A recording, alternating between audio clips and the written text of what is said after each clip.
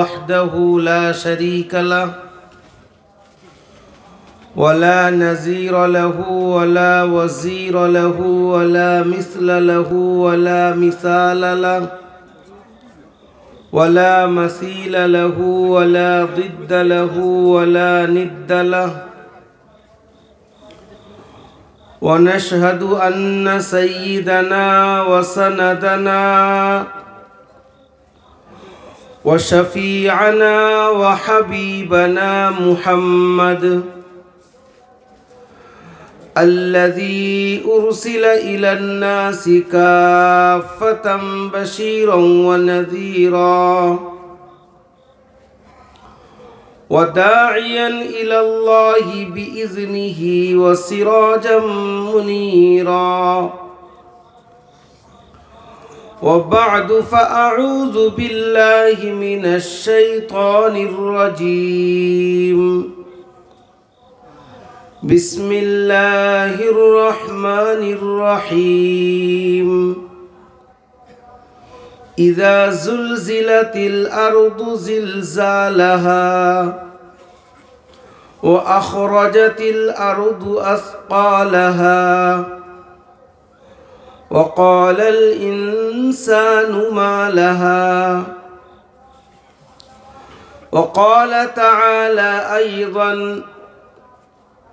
يا أيها الناس اتقوا ربكم إن زلزلة الساعة شيء عظيم. وقال تعالى في شان حبيبه مخبرا وآمرا: إن الله وملائكته يصلون على النبي يا أيها الذين آمنوا صلوا عليه وسلموا تسليما. اللهم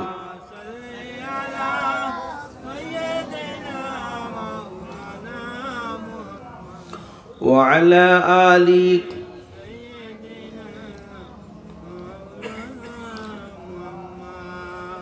قال رسول الله صلى الله تعالى عليه وسلم: أنا والساعة كهاتين، أو كما قال عليه الصلاة والسلام. صدق الله العظيم وبلغنا رسوله النبي الأمي الأمين الكريم، ونحن على ذلك لمن الشاهدين والشاكرين. فالحمد لله رب العالمين.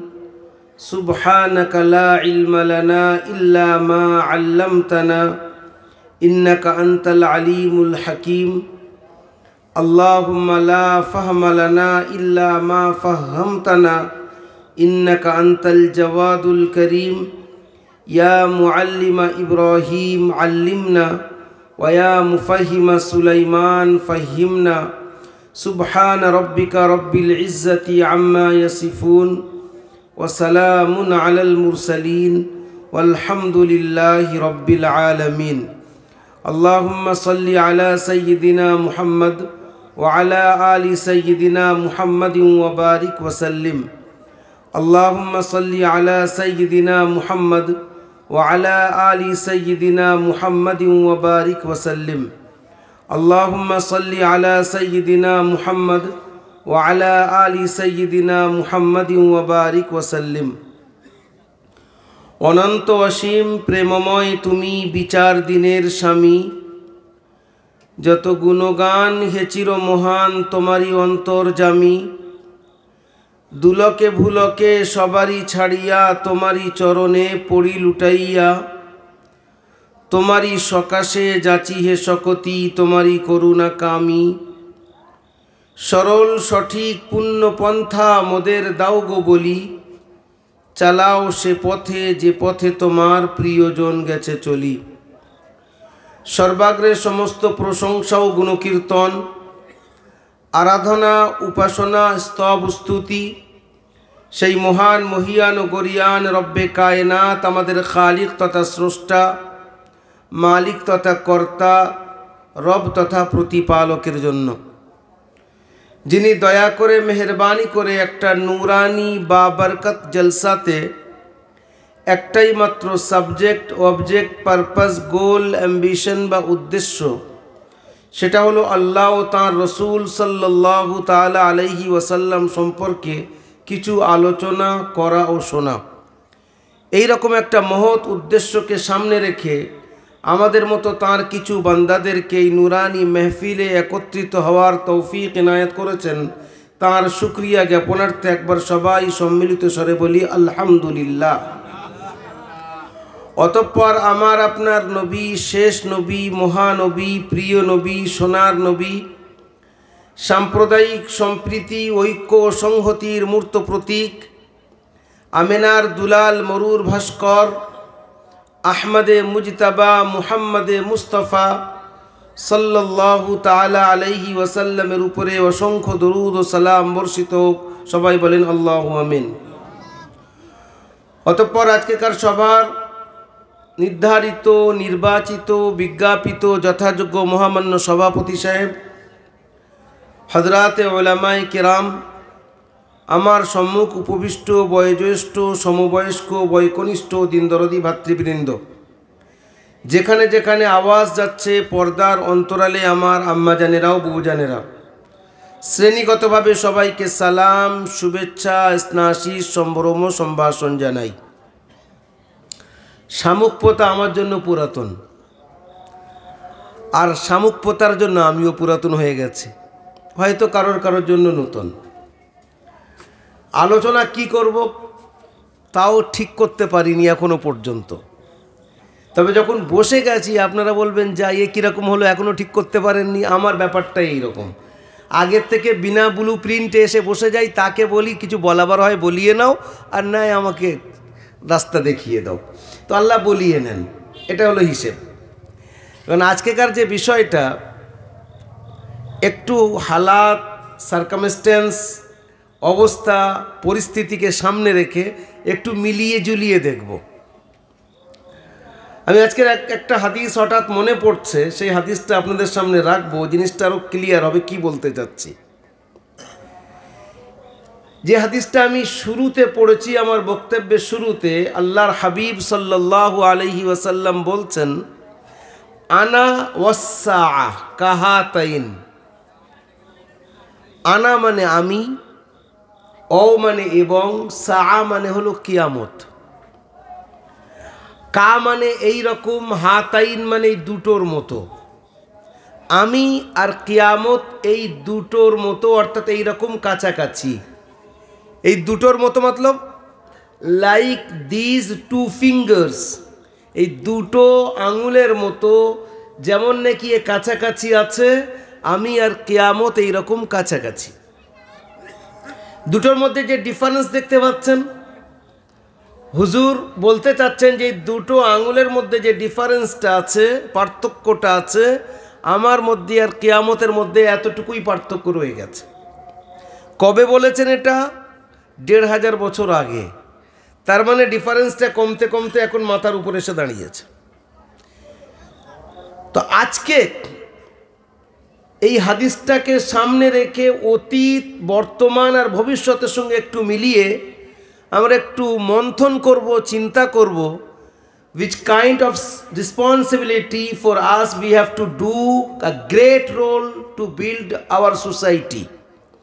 আমরা আমাদের সমাজকে তৈরি করতে গিয়ে, তৈরি করতে কার প্রয়োজন, কার দিক নির্দেশনার দরকার, মুহাম্মদুর রাসূলুল্লাহ সাল্লাল্লাহু আলাইহি ওয়াসাল্লাম ১৫০০ বছর আগে সেই দিক নির্দেশনা দিয়েছেন কিনা। আমরা মুসলমান, এটা আমাদের বিলিভ, এটা আমাদের বিশ্বাস, এটা আমাদের ইয়াকিন, এটা আমাদের ঈমান। There is no problem but you can find its solution in Islam.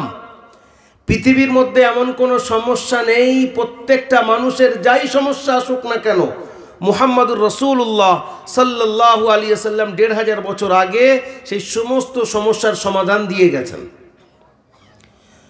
কিন্তু আমাদের অসুবিধা হলো যে আমরা মন্থন করি না, আমরা গভীরে ডুব দিই না, আমরা হুজুরের হাদিস নিয়ে রিসার্চ করি না, আমরা পড়াশোনার দিকে ততটা এগিয়ে যাই না, যার কারণে আমরা পরের কাছে গিয়ে ভিক্ষা চাচ্ছি আর তারা আমাদেরকে বলছে।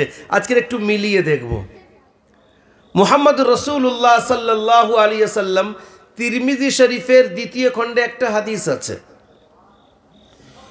হুজুর কিয়ামতের জন্য কিছু ছোট ছোট নিদর্শন বলেছেন, ভালো করে শুনবেন কথাগুলো, আর মিলিয়ে দেখব এগুলো আমাদের সমাজে আছে কি না। তারপরে কিছু বড় নিদর্শন বলেছেন, যে বড় নিদর্শনের একটা হাদিস বলবো, খুব সম্ভব প্রবাবলি আপনারা খুব সম্ভব প্রথম সেই হাদিসটা আপনাদের কানে পড়বে, আল্লাহ যদি রহম করেন। আর যদি আগে শুনে থাকেন তো খুব ভালো, কোনো অসুবিধা নেই, আবার রিমাইন্ড হয়ে যাবে। তিরমিজি শরীফের 2য় খণ্ডে বাবু আশরাতুস সাআ, অর্থাৎ কিয়ামতের কিছু কিছু আলামত এমন হুজুর বলেছেন। কি? প্রথম নম্বর, ইজা কানাল ফাইউ দুয়ালা। আজীব কথা, যখন যারা জিম্মাদারিতে থাকবে, যারা সরকারি জায়গায় বসে থাকবে, যারা এলাকার চৌধুরী হবে, যারা সর্দার হবে, তারা জনগণের মালকে নিজের মাল মনে করবে। জনগণের মাল ট্যাক্স আকারে তাদের কাছে যাচ্ছে, জনগণ তাদের কাছে পয়সা দিচ্ছে, নিজেদের রক্ত ঘাম ঝরিয়ে সরকারের হাতে পয়সা দিচ্ছে। সেই পয়সাটাকে জনগণের উপরে খরচা করার পরিবর্তে নিজের আখের গোছানোর চেষ্টা করবে। আমি এর ডিটেলসে যাচ্ছি না, আপনারা বুঝতে পারছেন। যদি কোনো পলিটিশিয়ান এখানে থাকেন, কোনো রাজনীতিবিদ এখানে থাকেন, রাজনীতি করেন, তাকে আমি সাধুবাদ জানাই, তিনি রাজনীতির দ্বারায়ও আল্লাহকে পেতে পারেন। একটা ছোট্ট ঘটনা বলি, তাহলে কথাটা আরো পরিষ্কার হবে। সাইয়্যিদিনা হযরতে আবু বকর সিদ্দিক রাদিয়াল্লাহু তাআলা আনহু, কে না তার নাম জানি, সমস্ত নবীদের পরেই সমস্ত উম্মতের উপরে যার মর্যাদা, নবীদের পরেই সিদ্দিক আকবরের মর্যাদা। একদিন উনি বসে আছেন, ওনার হাতে বিপিএল এর লিস্টটি রাখা আছে। বর্তমানের পরিভাষায় বলছি, বিপিএল এর লিস্টটি। হযরত লিস্টে নাম লেখা আছে, মনে করেন একজনের নাম আব্দুল্লাহ, তিনি গরিব মানুষ, তো তার সেবা কে করবে? পাশে তার নাম লেখা আছে যে আব্দুল্লাহ গরিব মানুষ, অসহায় মানুষ, তার সেবা অমুকে করবে। আরেকজন বিধবা, তার কিছু খিদমতের প্রয়োজন, বাজার থেকে কিছু এনে দেওয়ার দরকার, তার পাশে নাম লেখা আছে অমুক বিধবার খিদমত অমুকে করবে। আর একটা এতিম বাচ্চা, তার নাম লেখা আছে, পাশে খিদমত কে করবে তার নাম লেখা আছে। ওই লিস্টটা হযরতে ওমরে ফারুক রাদিয়াল্লাহু তাআলা আনহুর কাছে এসছে। উনি লিস্টটা ভালো করে দেখছেন, উপর থেকে নিচু পর্যন্ত। দেখার পরে একটা নাম দেখছেন যে একটা সাহাবী, অন্ধ, বুড়ো, অসহায়, তার পাশে কারোর নাম লেখা নেই যে এনার সেবা কে করবে। হযরতে ওমরে ফারুক রাদিয়াল্লাহু তাআলা আনহু মনে মনে ঠিক করলেন যে এই কাজটা আমি করব, ভালো আমি করব। হযরতে ওমরে ফারুক বাদা আন সাল্লা সালাতুল ফজর, ফজরের নামাজের পরে ওই বুড়ো সাহাবীর কাছে গেছেন, গিয়ে বলছেন, চাচাজি আনা ওমর ওয়াজিতুকা লিআখদিমাক, আমি ওমর আপনার সেবার জন্য এসেছি। সেবা বলতে আপনার কি কি প্রয়োজন বলে দেন, বাজার থেকে এনে দেবো, একটু ঝাড়টার দেওয়া, পানি এনে দেওয়া, এই কাজগুলো আমি করে দিয়ে যাচ্ছি। সেই বুড়ো চাচাজি সাহাবী উত্তরে বললেন, বাবু কেউ এসেছিল, আমার কাজ করে দিয়ে গেছে। হযরত ওমর বলছেন, তো আমি লিস্টিতে তো কারোর নাম দেখিনি। বেশ, ওমর তার নাম যিনি হার মানতে জানেন না, তিনি দ্বিতীয় দিন ফজরের নামাজের আগে চলে এসেছেন। এসে বলছেন, চাচাজি ইয়া আম আনা ওমর জিতুকা লিআখদিমাক, আমি আপনার সেবা করতে এসেছি। উত্তরে সেই চাচাজি উত্তরে বলছেন, বাবু কেউ এসেছিল, আমার সব কাজ করে দিয়ে চলে গেছে। হযরত Omar was so much wandered, উনি আশ্চর্য এমন তো কথা না, কারোর তো আসার কথা এখানে না। আচ্ছা, আজকে আমি পুরো রাত দাঁড়াবো, আজকে আমি পুরো রাত জাগবো, কোন বেটা আসছে আমি তাকে ফলো করব। ও মুসলমান শোনেন, is the difference between us and them. এটাই পার্থক্য সাহাবাদের যুগ, এটাই পার্থক্য আল্লাহ রসুলের ডাইরেক্ট যারা ছাত্র তাদের মধ্যে আর আমাদের মধ্যে। আমরা করি কি আর তাদের পরিস্থিতিটা দেখেন। হযরত ওমর রাতের অন্ধকারে ওই বুড়ো সাহাবীর বাড়ির কর্নারে চুপচাপ রাস্তার পাশে দাঁড়িয়ে আছেন। রাত গভীর হয়েছে, হযরত ওমর দেখতে পাচ্ছেন যে একটা ছায়া আস্তে আস্তে এগিয়ে আসছে। হযরত ওমর উত্তরে বলছেন, মান আনত কিফ হুনা আরিফ বিনফসিক। কে হে তুমি, দাঁড়াও, নিজের পরিচয় করাও আগে। সেই ব্যক্তি উত্তরে বলছেন, উসকুতিয়া ওমর ওয়ান নাসু নিয়াম। ওমর, আস্তে, আওয়াজ আস্তে বলো, মানুষ ঘুমাচ্ছে। তোমার জোরে বলার কারণে মানুষের ঘুম ভেঙে যাবে। হযরত ওমরের পুরো শরীরে তখন ঝরঝর ঝরঝর করে ঘাম ঝরছে, দরদর করে ঘাম পড়ছে। কেন? সারা জীবন যার কাছে হার মেনেছি, আজও তার কাছে হার মানতে হলো। রাতের অন্ধকারে আল্লাহর হাবিব যাকে বলেছেন যে সে জান্নাতি, জান্নাতের যে কটা দরজা রয়েছে সমস্ত দরজা সেই ব্যক্তিকে ডাকবে, আবু বকর আমার কাছে এসো, আমার ভিতর থেকে জান্নাতে যাও। তিনি আল্লাহর সন্তুষ্টি অর্জন করার জন্য রাতের অন্ধকারে মানুষের নজরের অগোচরে আল্লাহর সন্তুষ্টির জন্য একটা বুড়ো সাহাবীর খিদমত করতে যাচ্ছেন। তখনকার রাজনীতিবিদ বর্তমানের রাজনীতিবিদের পার্থক্য এই জায়গায়।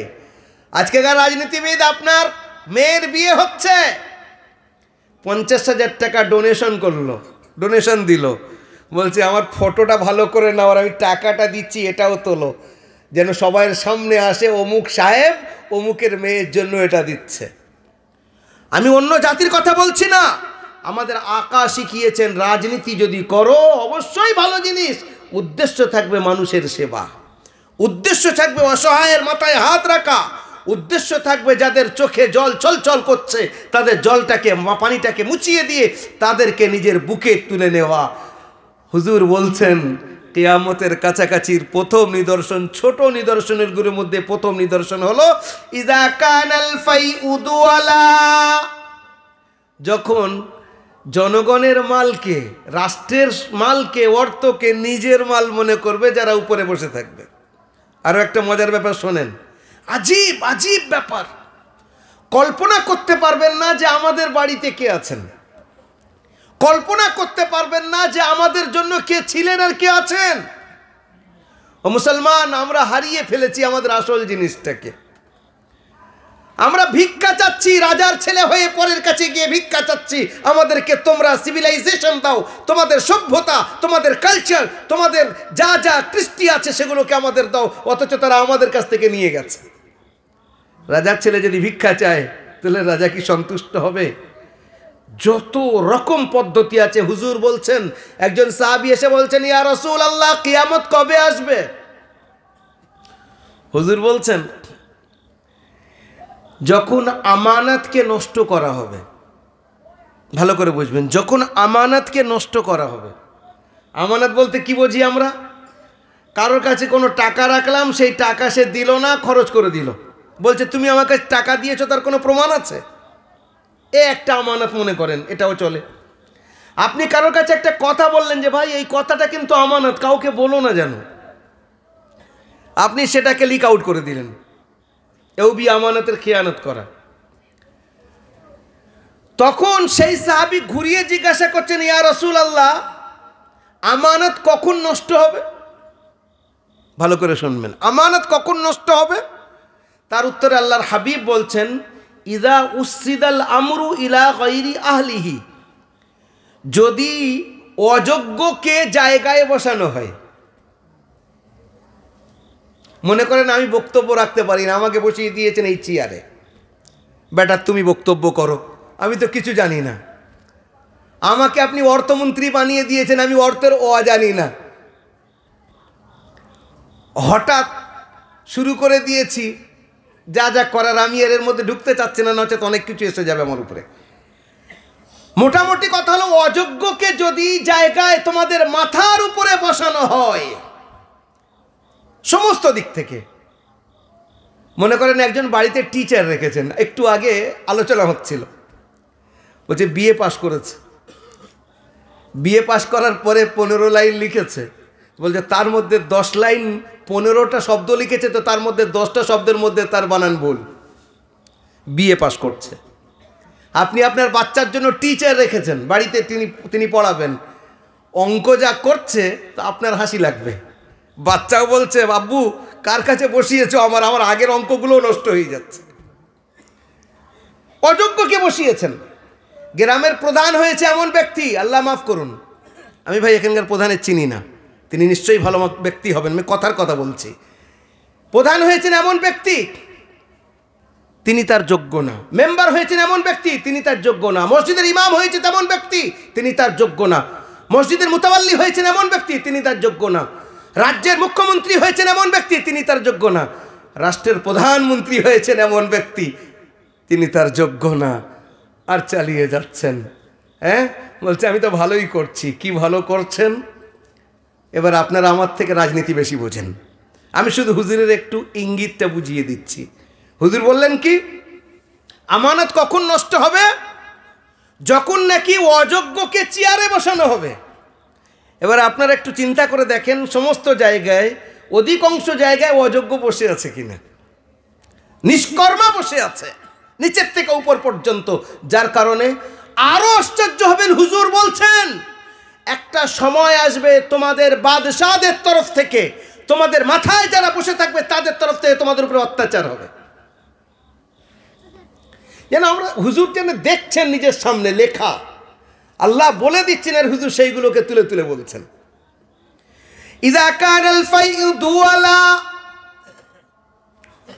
ওয়াল আমানাতু মাগনামা ওয়াজ যাকাতু মাগরামা। আর যাকাত কি হবে? যাকাত যখন দেওয়ার সময় হবে তো মনে করবো আমি ট্যাক্স দিচ্ছি, ট্যাক্স দেয় না, কর দেয়। আমাদের মধ্যে অনেকেই আছি, মাফ করবেন, যারা জানি নামাজ ফরজ, নামাজ পড়তে হয়, নামাজের ব্যাপারে আমাদের কনসিয়াসনেস খুব বেশি, জানি এটা পড়তে হবে। যাকাতের ব্যাপারে আমাদের কনসিয়াসনেস কতটা আছে? আপনার বাড়িতে কতটুকু পয়সা থাকলে, গয়না থাকলে যাকাত ফরজ হবে আপনি জানেন? মশলাটা জানা আছে? কোনো আলিমের কাছে জিজ্ঞাসা করেন যে বর্তমান বাজারে আপনার বাড়িতে কত টাকা বা কতটুকু সোনা বা কতটুকু রূপো থাকলে আপনার উপরে যাকাত ফরজ হবে? সামান্য 30 থেকে 40 হাজার, এতটুকু ব্যাংক ব্যালেন্স যদি আপনার থাকে, আর আপনার কোনো দেনা নেই, দেনা বাদ দিয়ে পুরো বছরের পরে যদি এতটুকু ব্যাংক ব্যালেন্স থাকে, আপনার উপরে যাকাত ফরজ হয়ে রয়েছে। বাড়িতে রূপো আর সোনা আছে, দুটো মিলিয়ে 40,000 টাকায় দাম চলে যাচ্ছে, যাকাত ফরজ হয়ে আছে, আপনি জানছেন না। একটা ফরজ জিনিস আপনার বাড়ি থেকে আলাদা হয়ে যাচ্ছে, আপনি তার হক আদায় করছেন না, যার কারণে বাড়ির মধ্যে ঢুকছে কি মুসিবত। কারণ আপনি অপরের হক মেনে রেখেছেন, সেটা হলো গরিবদের হক। ওয়াজ যাকাতু মাগরামা। তারপরে হুজুর কি বলছেন? ওয়া আতা আর রাজুলু যাওজাতাহু ওয়া আক্কা উম্মাহু। নিজের বউর কথা শুনবে আর মায়ের নাফরমানি করবে। নিজের বউ খুব কাছের হবে, ডার্লিং এতদিন কোথায় ছিলে?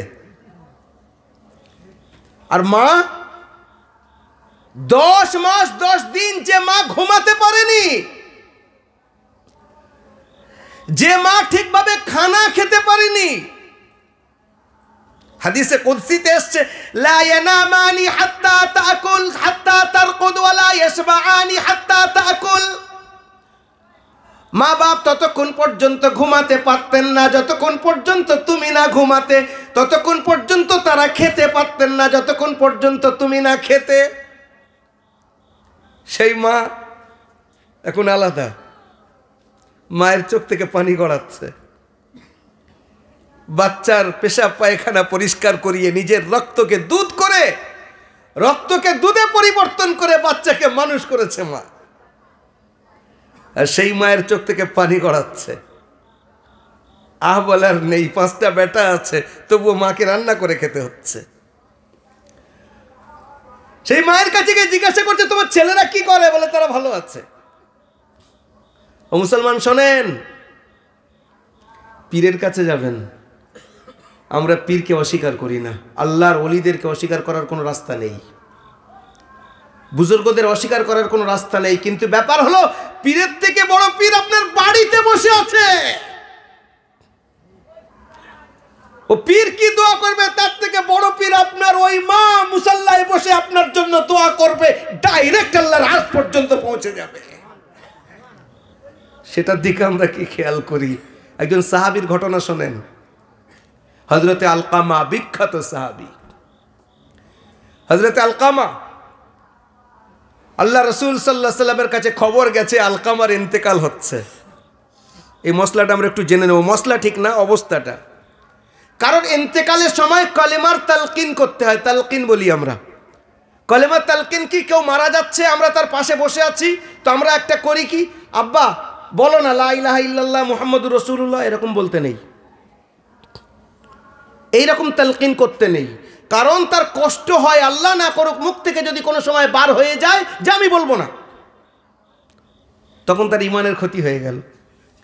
তালকিন কিভাবে করতে হয়? কারণ ইন্তেকাল হচ্ছে, আপনি বুঝতে পারছেন, শেষ সময় পাশে বসে আস্তে আস্তে জিকির করতে থাকা, লা ইলাহা ইল্লাল্লাহ, লা ইলাহা ইল্লাল্লাহ পড়তে থাকা। এবার ওনার কষ্ট হচ্ছে, তবু ওনার কান ওই দিকে, একবার মুখ থেকে বার হয়ে গেল লা ইলাহা ইল্লাল্লাহ মুহাম্মাদুর রাসূলুল্লাহ, আর কিচ্ছু বলার দরকার নেই, এবার ইয়াসিন শরীফ তিলাওয়াত করেন, বাস ওনার কাজ হয়ে গেছে। কিন্তু আমরা অনেকে ভুল করি কি, ইন্তেকালের সময় গিয়ে বিরক্ত করি, আব্বা এ কে এসছে দেখো তো, আম্মা এ কেটায়, চিনতে পারছো? তিনি অন্য জগতে থাকেন, পুরো শরীর মানসিকতা আর দুনিয়ার সঙ্গে তার কোনো সম্পর্ক থাকে না, বাস আল্লাহর নাম তার মুখ থেকে এসে যায়, এই চেষ্টাটা করা।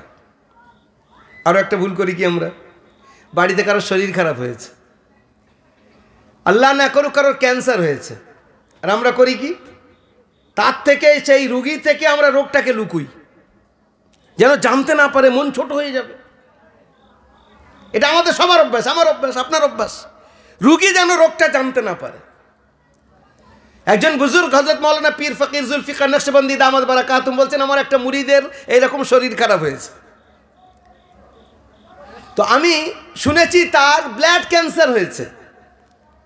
আমি যখন তার সঙ্গে সাক্ষাৎ করতে যাচ্ছি, তো তার ছেলে আমাকে বলছে, হুজুর যেন আব্বাকে বলবেন না ওনার ব্লাড ক্যান্সার হয়েছে, উনি আর 10 দিনের মেহমান। ইনি বলছেন, বাবা যেটা করার আমি করবো, তোমার সঙ্গে আমি কোনো ওয়াদা করতে পারছি না। ভালো। হযরত ভিতরে ঢুকেছেন, ওনার মুরিদকে বললেন, যার শরীর খারাপ, বলছে আপনার ছেলেপুলেদেরকে একটু বাইরে যেতে বলেন, আমি আলাদাভাবে আপনার সঙ্গে কথা বলতে যাচ্ছি। সবাই চলে গেল। হযরত বলছেন, আপনি জানেন আপনার শরীর কি খারাপ? বলছে, আমার ছেলেপুলেরা কেউ বলছে না, মেয়েরাও বলছে না, আমার স্ত্রী বলছে না, আমার শরীর খারাপ, আমি বুঝতে পারছি কি হয়েছে, বলবে তো, রিপোর্ট দেখাচ্ছে না। হযরত বলছেন, আপনার ব্লাড ক্যান্সার হয়েছে, আপনি 10 দিনের মেহমান, ডাক্তার এই কথা বলছে, মরে আমিও যাব, আপনিও যাবেন, আপনি একটু আগে যাচ্ছেন হয়তো, তার আগে আমিও যাব হয়তো, ঠিক নেই। এই 10 দিনের মধ্যে আপনি মনে করেন আপনি 1 সপ্তাহ বাঁচবেন, 1 সপ্তাহের মধ্যে 3 দিন সময় নেন, 3 দিনের মধ্যে যার সঙ্গে যা লেনদেন আছে পরিষ্কার করেন। সেই ব্যক্তি হযরতের হাতে চুমু দিয়ে বলছে, হুজুর আপনি আমার উপরে কত বড় দয়া করেছেন, এরা আমার থেকে লুকাচ্ছিল, আমি এই সুযোগটা করছিলাম, আমি তো জানি না আমার সময় হয়ে আসছে। 3 দিনের মধ্যে নিজের আত্মীয় স্বজনকে যা লেনদেন পরিষ্কার করে নিয়েছে, বাকি 3 দিন নিজেকে আল্লাহর ইবাদতের মধ্যে আর ইস্তেগফারের মধ্যে, তওবার মধ্যে কাটিয়েছে। এলাকার লোকেরা বলছে, এইরকম মৃত্যু আমরা কারোর দেখিনি। চিন্তা করতে পেরেছেন? আমরা লুকোই, তাকে অন্তত হিন্টস দেওয়া যে আমাদের জীবন মরণের ঠিক নেই, পরিষ্কার পরিচ্ছন্ন হয়ে যাওয়া দরকার, আখিরাতে যেন পরিষ্কার হয়ে উঠি। এইটা যখন মানুষ জানবে, তখন তার কাছে কেউ দেনা পাওয়া না থাকে, সেটা পরিষ্কার করে তার থেকে মাফ টাপ চেয়ে নিয়ে মাফ করে দিয়ে দুনিয়া থেকে যাবে। হযরতে আলকামা রাদিয়াল্লাহু তাআলা আনহুর শরীর খুব খারাপ, বড় সাহাবী, শুয়ে আছেন, সাহাবারা পাশে বসে লা ইলাহা ইল্লাল্লাহ মুহাম্মাদুর রাসূলুল্লাহ পড়ছেন। উনি পড়ার চেষ্টা করছেন, জিভ থেকে আওয়াজ বার হচ্ছে না, লা ইলাহা ইল্লাল্লাহ পড়তে পাচ্ছেন না। হুজুরের কাছে খবর গেল, ইয়া রাসূলুল্লাহ, আপনার সাহাবী, এত বড় সাহাবী, উনি কালিমা পড়তে পাচ্ছেন না।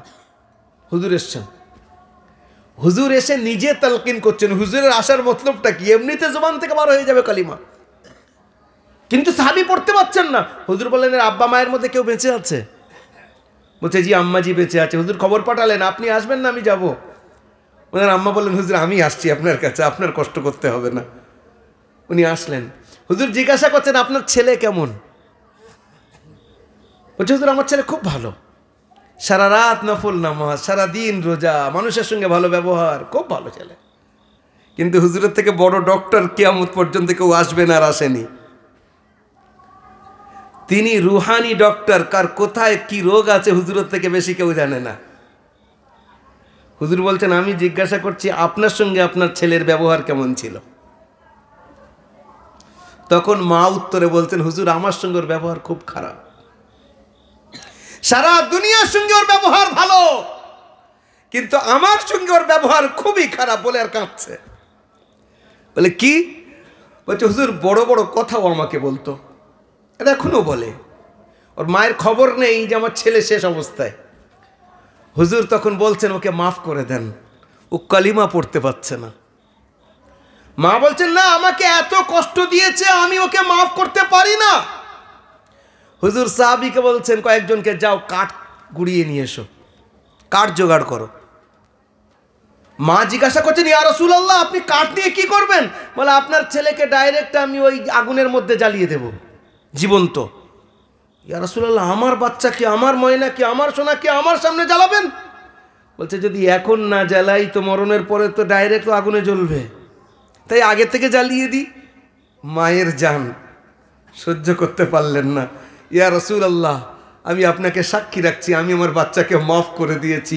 যেই এই শব্দটা বলেছেন, সঙ্গে সঙ্গে হযরতে আলকামার মুখ থেকে কালিমা জারি হয়ে গেল, তার ইন্তেকাল হলো। বলেন সুবহানাল্লাহ।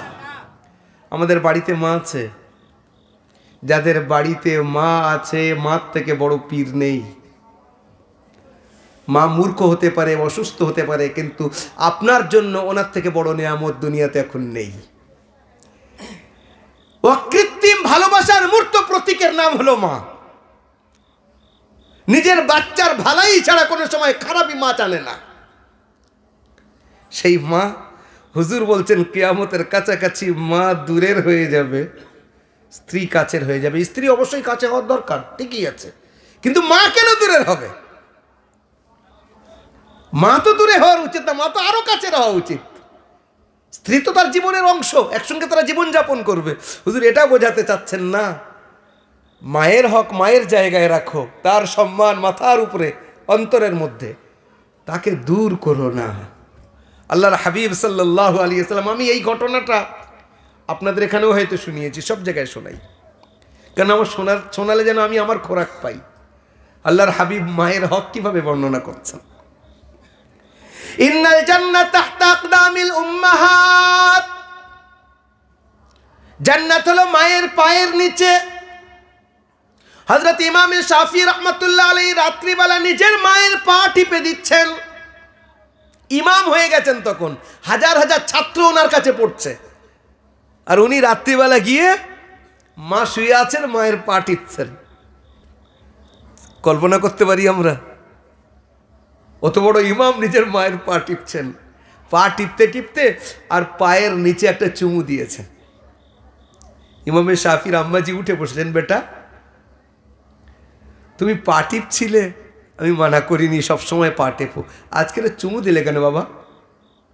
ইমামে শাফি উত্তরে বলছেন, আম্মাজি আপনি শুয়ে থাকেন, আমি আমার জান্নাতকে চুমু দিয়েছি। বলেন সুবহানাল্লাহ। আচ্ছা, এই সাবজেক্টটা কোথায় পাবেন?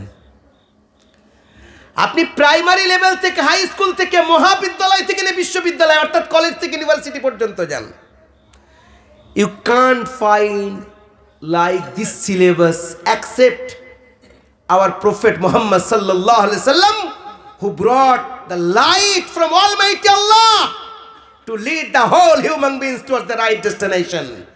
একটাই মাত্র স্কুল আছে যেখানে মায়ের হক মুহাম্মদুর রাসূলুল্লাহ বলেছেন, কায়নাতের অন্য স্কুলে আপনি পাবেন না। তিনি এটা শিখিয়েছেন। মা কত খুবসুরত শব্দ। কোরআন কি বলছে?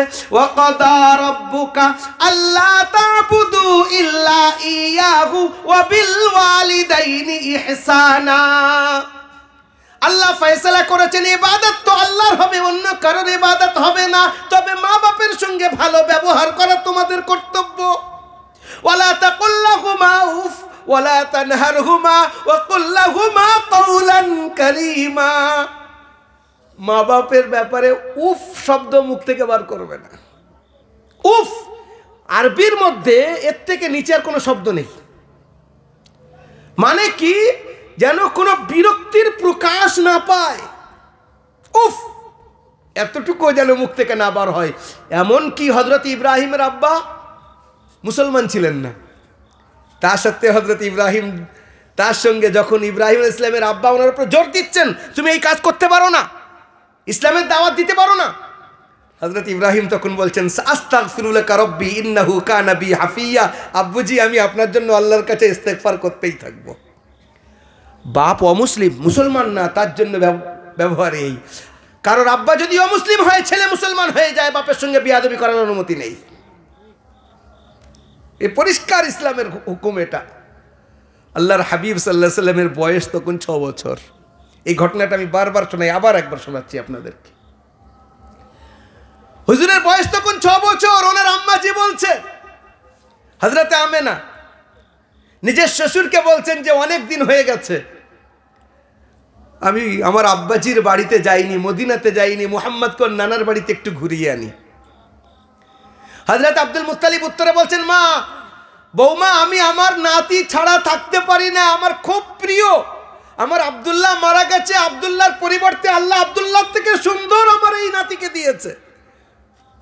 আমি আমার অন্য কোনো নাতিকে না দেখে থাকতে পারি, আমার মোহাম্মদকে ছেড়ে আমি থাকতে পারি না। তবে তুমি যেতে চাচ্ছ যাও মা, তাড়াতাড়ি ফিরো। হযরতে আমেনা তার সঙ্গে একটা বাঁদি, তার নাম উম্মে আইমান, আর ছোট্ট বাচ্চা 6 বছরের শিশু সরকার দো আলম মুহাম্মদুর রাসূলুল্লাহ সাল্লাল্লাহু আলাইহি ওয়াসাল্লামকে সঙ্গে নিয়ে হযরত আমেনা নিজের বাপের বাড়ি গেলেন। ফিরছেন কিছুদিন পরে। মদিনা থেকে যখন ফিরবেন রাস্তায়, বর্তমানে বাসের রাস্তায় পড়ে না, ওটা উটের রাস্তায় পড়ে, আর বর্তমানে সরকার সেখানে যেতেও দেয় না। মদিনা থেকে মক্কার মুখে আসতে 102 কিলোমিটার দূরে একটা জায়গা আছে, তার নাম হলো আবওয়া। সেই জায়গায় হযরতে আমেনা তাঁর শরীর খারাপ, হুজুরের আম্মাজির শরীর খারাপ হয়ে যায়, প্রচণ্ড অসুস্থ হয়ে পড়েন, শুয়ে আছেন, নিজের 2 চোখ থেকে পানি গড়িয়ে যাচ্ছে। ও মুসলমান কল্পনা করবেন। আর হাত, হযরত আমেনার হাত মুবারক সরকারে দো আলম সাল্লাল্লাহু আলাইহি ওয়াসাল্লামের পবিত্র শরীরে স্পর্শ করে আছে। হযরত আমেনা বলছেন, কুল্লু মান আলাইহা ফান, পৃথিবীতে যারা এসেছে তাদেরকে চলে যেতে হবে। ওয়াকাদ খাল্লাফতু খালফি কামারাম মুনীরা সাইয়্যিদুল আলামা কুল্লা, আমি আমার পিছনে এমন একটা উজ্জ্বল চাঁদ রেখে যাচ্ছি, পুরো পৃথিবীকে আলোকিত করবে। কে বলছেন? হযরত আমেনা। এই কথা বলতে বলতে 2 চোখ থেকে পানি গড়িয়ে গেছে, হাত পড়ে গেছে। হযরত আমেনার প্রাণ আল্লাহর কাছে উড়ে চলে গেল। আল্লাহর হাবিব ওই ছোট্ট 6 বছরের শিশু নিজের আম্মাজির দিকে ঠিক এইরকম গালে হাত দিয়ে দেখছে আর আওয়াজ দিচ্ছে, আম্মি। উত্তর নেই। আম্মি তো আর উত্তর দিতে পারবেন না, তো তিনি তো আর এই দুনিয়াতে নেই। আম্মি, কারণ হুজুরের আগে কখনো কারোর মৃত্যু দেখেননি। ছোট্ট বাচ্চা জীবনে কারোর মরণ, কারোর মৃত্যু নিজের চোখে দেখেনি। লাস্টে বলছে উম্মা, আম্মি। আওয়াজ যখন পেলেন না তখন বলছেন, আম্মি আপনি কি রাগ করেছেন আমার উপরে? পৃথিবীতে আপনি ছাড়া আমার কেউ নেই। আম্মি আপনি আমার আব্বাজি, আপনি আমার আম্মাজি, আমি আমার আব্বাজিকে দেখিনি। যখনই আমি আপনাকে ডেকেছি আপনি আমাকে কোলে তুলে নিয়েছেন, 2 গালে চুমু দিয়েছেন, আমাকে বুকে জড়িয়ে নিয়েছেন। আপনি রাগ করবেন না, ওঠেন না, আমাকে কোলে নিয়ে নেন না। কিন্তু আমি তার উঠতে পারছেন না। কিছুক্ষণ পর যখন তার দাফন করা হলো, কবরস্থ করা হলো, ঐতিহাসিকরা এখানে চুপ যে ওই অরণ্যের মধ্যে চারিদিকে কালো কালো পাহাড়ি, উঁচু উঁচু টিলা, তার মধ্যে তার আম্মাকে কিভাবে দাফন করা হলো বা কারাই আসলো আল্লাহ ভালো জানে। ঐতিহাসিকরা এখানে কোনো উত্তর দিচ্ছেন না। যখন কবর দেওয়া হয়ে গেল, হুজুর গিয়ে নিজের আম্মাজির কবরের উপরে এরকম জড়িয়ে ধরেছেন। উম্মে আইমান ওই বাচ্চাকে কোলে নিতে যাচ্ছে, ওই যে বাঁধি সঙ্গে ছিল, হাত ছাড়িয়ে নিয়ে নিজের মায়ের কবরকে জড়িয়ে নিয়ে বলছে, আমি তোমার সঙ্গে যাব না, আমি তোমার আম্মাজির কাছে থাকবো। আমার আম্মাজিকে মাটির নিচে কেন রেখেছ?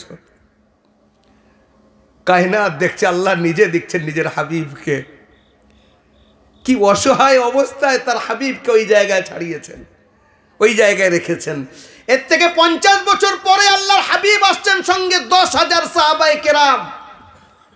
মক্কা বিজয় করতে আসছেন, মক্কা জয় করতে আসছেন।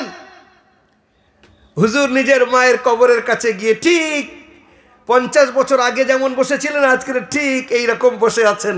সাহাবারা হুজুরের প্রত্যেকটা কাজ, তারা গোলামান, তারা হুজুরের গোলাম। প্রত্যেক কাজে হুজুরের প্রত্যেকটা সুন্নত তারা নিজেদের ফলো করার জন্য চেষ্টা করেন। হুজুরের দিকে দেখছেন, হুজুর এইভাবে বসে আছেন, গালে হাত দিয়ে নিজের মায়ের কবরের দিকে দেখছেন, আর চোখ ঝর করে পানি চোখ থেকে গড়িয়ে যাচ্ছে। একজন সাহাবী বলছেন, ফিদাকা আবি ওয়া উম্মি ইয়া রাসূলুল্লাহ, হে আল্লাহর রাসূল, আমার মা বাপ আপনার উপরে কুরবান, আপনি কাঁদছেন কেন? একটু আমাদেরকে যদি বলতেন। হুজুর বলছেন, একটা বাচ্চার কথা মনে পড়ে যাচ্ছে, যে বাচ্চার মায়ের এখানে ইন্তেকাল হয়েছিল, তার গালে পানি দেওয়ার মতো কেউ ছিল না, তার মাথায় হাত রাখার মতো কেউ ছিল না। সাহাবা জিজ্ঞাসা করছেন, ইয়া রাসূলুল্লাহ, কার কথা বলছেন আপনি? বলছে, আমি আমার নিজের কথা বলছি, এটা হলো আমার আম্মাজির কবর। ও মুসলমান শোনেন, তারপর আল্লাহর হাবিব কি বলছেন।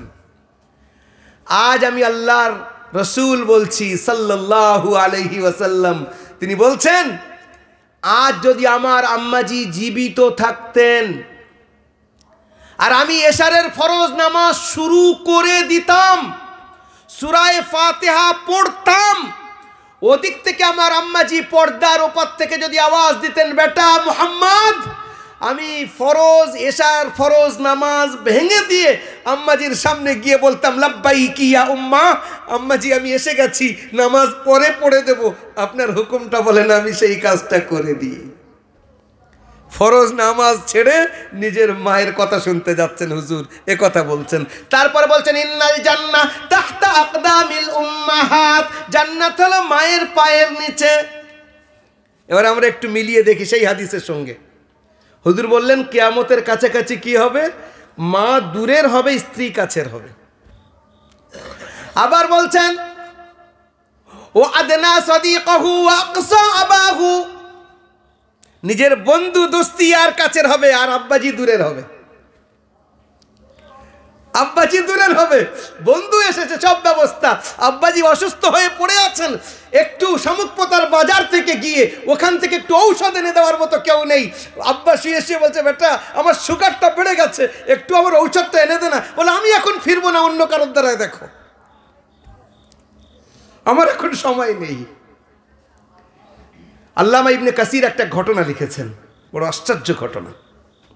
আল্লামা ইবনে কাসির বিশ্ববিখ্যাত মুফাসসির, কোরআনের তাফসীর যারা একটু আধটু আমরা পড়ি, কোরআনকে হাদিস দিয়ে তাফসীর করেছেন আল্লামা ইবনে কাসির, বিশ্ববিখ্যাত মুআররিখ, ঐতিহাসিক এবং মুহাদ্দিস, মুফাসসির।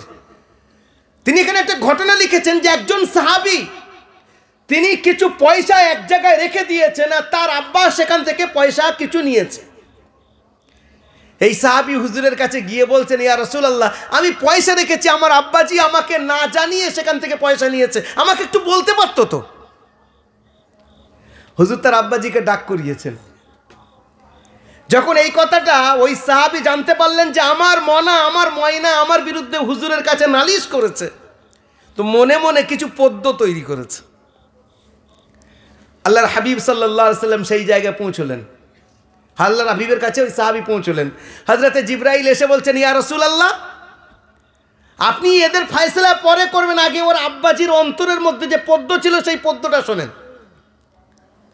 সাহাবী হুজুর সাহাবীকে বলছেন যে আপনাদের বিচার পরে হচ্ছে, আপনি পদ্যটা শুনিয়ে দেন, যেটা মনের মধ্যে আপনি চিন্তা করেছেন এখনো বলেননি। বলছে, ইয়া রাসূলুল্লাহ, আমি তো এখনো মুখ থেকেও বলিনি। বলে, আল্লাহর কাছে সব জিনিস ওপেন থাকে, ইন্নাহু আলিমুম বিযাতিস সুদূর, আল্লাহ অন্তরের ভেদ সম্পর্কে জানেন, আল্লাহর কাছে কিছু লুকায়িত নেই, তিনি তার হাবিবকে জানিয়েছেন।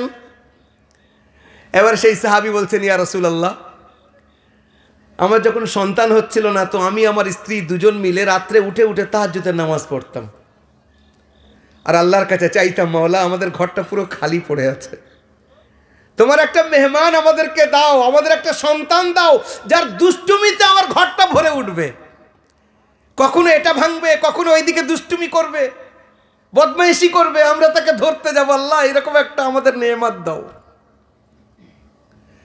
আমাদের দোয়া কবুল হলো। একদিন আমার স্ত্রী আমাকে বললো, জানো আমি অন্তঃসত্ত্বা, কি খুশি, আমি যতটা না খুশি আমার থেকে বেশি আমার স্ত্রী খুশি। কারণ একটা নারীর সবচেয়ে বড় প্রাপ্তি তার বিবাহর পরে সেটা হলো তার মাতৃত্ব লাভ। সে মা হতে চায়, এর থেকে বড় একটা নারী আর কিছু চায় না। যেদিন সে তার বাচ্চার মুখ থেকে শুনবে মা, তার সমস্ত জীবনের আশা যেন পুরো হয়ে গেছে। মা বলে যদি বাচ্চা ডাকে, আমার কাছে একটা মা বলছে আমার ছেলে আমাকে মা বলে ডাকে না, কাঁদছে আর বলছে আমার ছেলে আমাকে মা বলে ডাকে না। হায়, সেই বাচ্চা তো এই দুনিয়াতে তার বরবাদি এসে গেছে। তার মায়ের আহ যে ভিতর থেকে বার হচ্ছে, ওর বরবাদি এসে গেছে। সারা দুনিয়ার সমস্ত নিয়ামতে নিয়ে নিক, মায়ের আহ সব নিয়ামতকে চিনিয়ে নেবে, জ্বালিয়ে দেবে। মাকে সন্তুষ্ট করো, বরবাদ হয়ে যাবে সে। আমি তাকে বললাম, আপনার ছেলেকে আমি বলবো। বলে, হুজুর বলে কি করবেন, ও তো কথা শুনবে না। বলে, আপনি বদদোয়া দেবেন না, আপনি দোয়া করতে থাকেন আল্লাহকে হিদায়েত দিক। সেই সাহাবী বলছেন, যখন আমার স্ত্রী আমাকে শোনালো যে সে অন্তঃসত্ত্বা, আমিও খুব খুশি, আমার স্ত্রী খুব খুশি। যেদিন আমার বাচ্চা, স্ত্রীর বাচ্চা হলো, আমার স্ত্রী এত কষ্ট পেয়েছে, আমার ভয় লাগছিল ও মারা না যায়। আমার ছেলেকে বলছি, বেটা যখন তোর চেহারাকে তোর মা দেখে সব কষ্ট ভুলে যায়, তোকে গলায় জড়িয়ে নিয়ে কোলের মধ্যে নিয়ে নেয়। বেটা, আমি আগে 5 ঘন্টা 6 ঘন্টা কাজ করতাম, তোর আসার পরে না আমি 8 ঘন্টা 10 ঘন্টা কাজ করি, তোর আখের গোছানোর জন্য, তোর জন্য একটা সুন্দর ঘর করে দিয়ে যাবো, যাতে আমি ঘরের যা কষ্ট পেয়েছি তুই যেন না পাস, তোর খেতে অসুবিধা না হয় তার জন্য কিছু পয়সা রেখে দিয়ে যাব, তোর আখের আমি গুছিয়ে দিয়ে যাব, তোর কোনো টেনশন নেই, তুই আল্লাহ আল্লাহ করবি। আমি এত মেহনত করলাম। বেটা, পদ্মের মধ্যে বলছেন এটা, বেটা আমার আঙুল ধরে ধরে তুই চলতিস। আমি মনে মনে ভাবতাম, বুড়ো বয়সে মানুষ হাতে লাঠি নেয়, আমি হাতে লাঠি নেব না, আমি আমার ছেলের হাত ধরে ধরে চলবো, দুনিয়াকে দেখাবো, দেখো কত গর্বিত বাপ আমি, আমার ছেলে আমার লাঠি লাগে না। বেটা, কখনো চলতে চলতে তুমি আমাকে একই প্রশ্ন 10 বার 15 বার 20 বার করতে, প্রত্যেকবারেই আমি উত্তর ওই 15 বার 20 বার দিতাম, বিরক্ত হতাম না। বেটা, আমার অনেক বেশি মেহনতের কারণে আমার কোমর বেঁকে গেছে, অল্প বয়সে আমার চুলদাড়ি পেকে গেছে, তুই যৌবনের সুঠাম দেহ নিয়ে ঘুরছিস, আমার শরীরে আর শক্তি নেই, আমি আর খাটতে পারি না।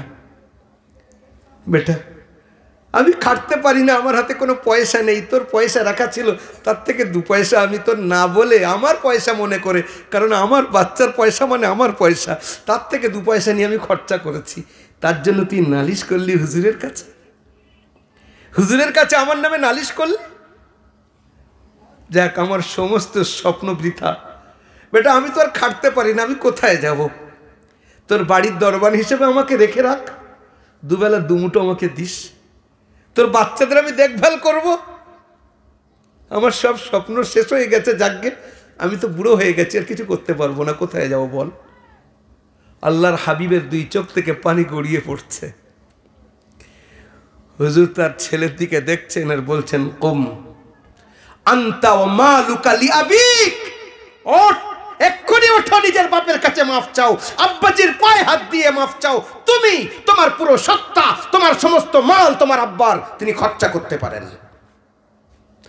বাপের হক, বাড়িতে আব্বাজি আছে, রমজানে হুজুর মেম্বারে চড়ছেন, বলছেন আমিন আমিন আমিন, সাহাবারা জিজ্ঞাসা করছেন, ইয়া রাসূলুল্লাহ, জীবনে তো আপনি এইরকম কোনো সময় করতে দেখিনি। জিবরাইল আমিন এসেছেন, এসে বলছেন সেই ব্যক্তি ধ্বংস হোক যে মা বাপ উভয়কে পেল অথবা একজনকে পেল আর তার খিদমত করে জান্নাতকে অর্জন করতে পারল না। জিবরাইল আমিন ফেরেশতাদের মধ্যে সমস্ত ফেরেশতা মাসুম, তাদের সর্দার, তিনি বদদুয়া করছেন। আর সমস্ত কায়নাতের সবচেয়ে উৎকৃষ্ট ব্যক্তিত্ব, তিনি আমিন বলছেন। সেই বদদুয়া কবুল হওয়ার ব্যাপারে কোনো রকম সন্দেহ আছে? আজ আমাদের যাদের বাড়িতে মা বাপ আছে, মা বাপ, আপনি বলেন আমার ইনকাম কম, আমার 5টা ভাই দেখেন, আমি একলা কেন দেখব? 5টা ভাই দেখে না, তাদের ব্যাপার। আপনি মনে করেন আপনি একটাই ছেলে, আপনার আব্বার যদি আপনি একটাই সন্তান হতেন, আপনার আব্বা মা কোথায় যেত? অন্য ভাই যারা দেখছে না তাদের দুর্ভাগ্য, কপাল তাদের খারাপ। আপনার ভাগ্য, আপনি যতটুকু আনবেন আব্বা মায়ের হাতে দেন। আব্বা মা, আজকের এই ইনকাম হয়েছে, তোমার জন্য এইটুকু নিয়ে এসেছি। এতটুকু হলেও মা সন্তুষ্ট হয়ে যাবে, আমার বাচ্চা আমার হাতে আমার জন্য নিয়ে এসছে। আজ মায়ের চোখ থেকে পানি গড়াচ্ছে, বাপের চোখ থেকে পানি গড়াচ্ছে, হাত তুলছে, আল্লাহ দোয়া কবুল করো। হুজুর বলছেন দোয়া কবুল হবে না। আকুল ওয়ালিদাইন, শবে বারা, শবে কদর, যে রাত্রে দোয়া কবুল হয়, 27-এর রাত, 21-এর রাত, 23-এর রাত, 25-এর রাত, রমজান মাসে দোয়া সবসময় কবুল হয়। তার মধ্যে থেকে কয়েকজনের দোয়া কবুল হবে না। তার মধ্যে একজন হলো যে মা বাপের নাফরমান, মা বাপের সঙ্গে বিয়াদবি করে। হুজুর বলছেন কিয়ামতের কাছাকাছি বাপ দূরের হবে, বন্ধু কাছের হবে। ও মুসলমান, নিজেরা নিজেদের সঙ্গে একটু বুঝি, যাদের আব্বা মা নেই তাদের জন্য দোয়া করি। তারা কবরে শুয়ে আছে, তারা আমাদের অপেক্ষায় আছে, আমার বাচ্চারা আমার জন্য কিছু যদি পাঠায়। তাদের ঘরে আমরা বসে আয়েশ করছি, তাদের জায়গায় বসে আয়েশ করছি, তাদের নাম ভাঙিয়ে নিজেদের আই কার্ড থেকে নিয়ে, রেশন কার্ড থেকে নিয়ে সব অমুকের ছেলে অমুক, তাদের পরিচিতিতে আমার পরিচয়। কবরে তারা অসহায় পড়ে আছে, হুজুরের দিয়ে দোয়া করাবো, হুজুর দোয়া করে দেবে। হুজুরের মধ্যে সেই ব্যথা কখনো আসতে পারে না যেটা আপনার মধ্যে ব্যথা আছে। মিথ্যা বলা হবে যদি কোনো হুজুর বলে যে অমুকের থেকে, তার থেকে তার বাপের ব্যথা আমার মধ্যে বেশি। মিথ্যা। আপনি হাত তুলে আপনার আব্বার জন্য যে দোয়াটা করতে পারবেন, মালিক আপনার ভাষায় বলেন, আপনি যতটুকু জানেন ততটুকু বলেন, আমার আব্বাকে মাফ করে দাও, আমার আব্বাকে ক্ষমা করে দাও মালিক, আমার জন্য অনেক কষ্ট করে গেছে। যদি এতটুকু হাত তুলে আল্লাহকে বলেন, আল্লাহর রসুলের কে সামনে রেখে, আল্লাহ তোমার হাবিব, তার উম্মতি আমি বলছি, আল্লাহ আমার আব্বাকে তুমি মাফ করে দাও। আপনি যদি একটু হাত তুলে, একজন বুজুর্গ ছিলেন হযরত মাওলানা তাহির সাহেব রহমতুল্লাহ আলী, নাম শুনেছেন আপনারা, তার কবর দমদম মাদ্রাসায় আছে। কবরের উপরে লেখা আছে, ক্ষণিক দাঁড়িয়ে মোর কবরের পাশে, খোদারে বলে যে ও মাফ করে দাসে, 2-4টি আয়াত পড়ে দিও উপহার, তোমার চরণে এই মিনতি আমার। কত বড় আল্লাহর ওলি উনি, কোরআন শরীফে তাফসীর লিখেছেন, অত বড় মাদ্রাসা করেছেন। কবরের উপরে ওনার নিজের পদ্য লেখা আছে, ওনার নিজস্ব লেখা এটা, যে আমার কবরের উপরে একটু দাঁড়িয়ে 2-4টি আয়াত আমাকে বক্সে দিও, আল্লাহকে আমার ব্যাপারে বলে দিয়ে যে আল্লাহ যেন আমাকে মাফ করে দেয়। তো মা বাপ কবরে যাদের চলে গেছে তাদের জন্য একটু দোয়া করা, আল্লাহ আমার আব্বা মাকে মাফ করে দাও। যাদের বাড়িতে আছে যুবক ভাইদেরকে বলছি, আপনার অল্প ইনকাম, সেই হিসেবেই মা বাপের খিদমত করেন, কষ্ট দেবেন না। তাদের হাত পা জোড়ে ধরে নিয়ে তাদের কাছে মাফ চেয়ে নেন, মা আমি ভুল করেছি। হুজুর বলছেন কিয়ামতের আলামতের মধ্যে একটা এটাই, বাপ দূরের হবে, বন্ধু কাছের হবে। ও মুসলমান, আমি পরস্পর আলামত দেখিয়ে যাচ্ছি, এইগুলো হয়েছে কিনা খেয়াল করেন। তারপরে হুজুর কি বলছেন, ওয়ালা আনা আখিরু হাযিহিল উম্মতি আউওয়ালাহা, এই উম্মতে যারা পরে এসছে তারা আগের লোকেদেরকে গালি দেবে।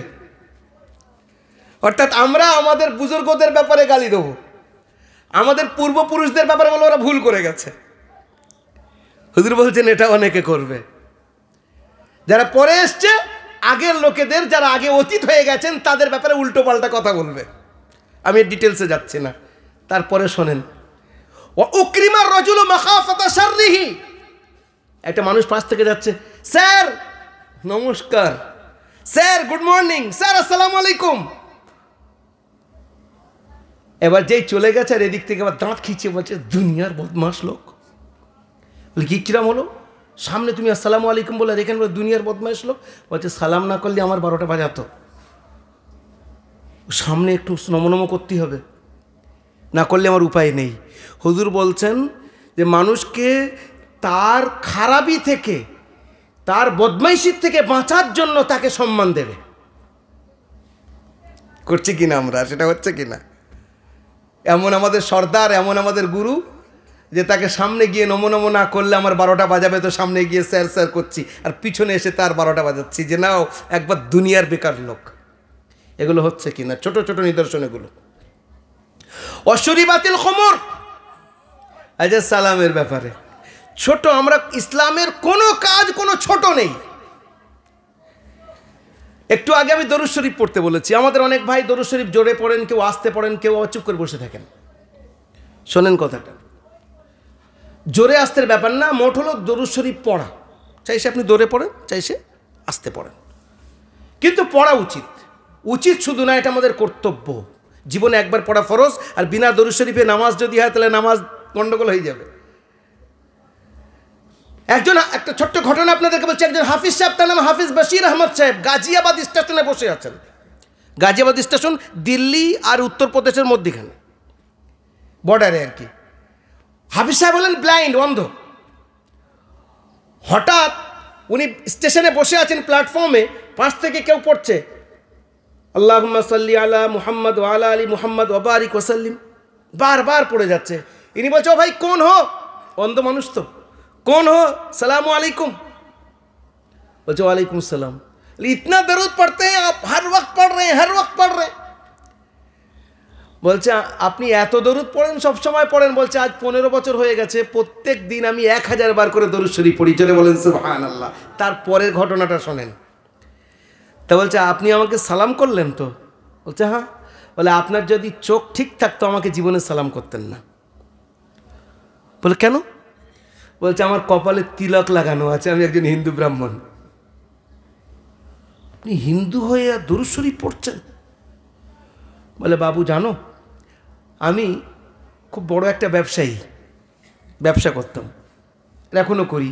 একবার আমার ব্যবসা প্রচণ্ড লস হয়ে যায়। আমি একজন মৌলানা সাহেবের কাছে গিয়ে বলি, মৌলানা সাহেব আপনি তো অনেক মন্ত্রতন্ত্র জানেন, আমাকে কিছু একটা শিখিয়ে দেন বা কোনো একটা দোয়া তাবিজ করে দেন যেন আমার ঠিকঠাক ব্যবসাটা হয়, আমি খুব লসের মধ্যে পড়ে গেছি। সেই মৌলানা সাহেব আমাকে এই মন্ত্রটা লিখে দিয়ে বলেছে, যাই হোক না হোক প্রত্যেক দিন 1000 বার করে পড়বে, জীবনে তোমার আর লস হবে না। বলে যখন থেকে এই মন্ত্রটা আমি পড়ি, দরুদ শরীফকে বলছে, তারপর থেকে আজ পর্যন্ত আমার আর কোনো সময় ব্যবসায় লস হয়নি। বলেন সুবহানাল্লাহ। চিন্তা করেছেন, যারা অমুসলিম তারা হুজুরের নাম পড়ে পড়ে নিজেদের ব্যবসা বাঁচাচ্ছে। বলছিলাম আমার ছেলে পড়ে, মনে করেন আপনার কথা আমার কথা একই কথা, ছেলে পড়ে কোথায়? একটা ভালো ইংলিশ মিডিয়াম স্কুলে। সে বার হয়ে এসছে, বাড়িতে এসছে, এসে বলছে good morning mom, good morning father, আব্বু গুড মর্নিং।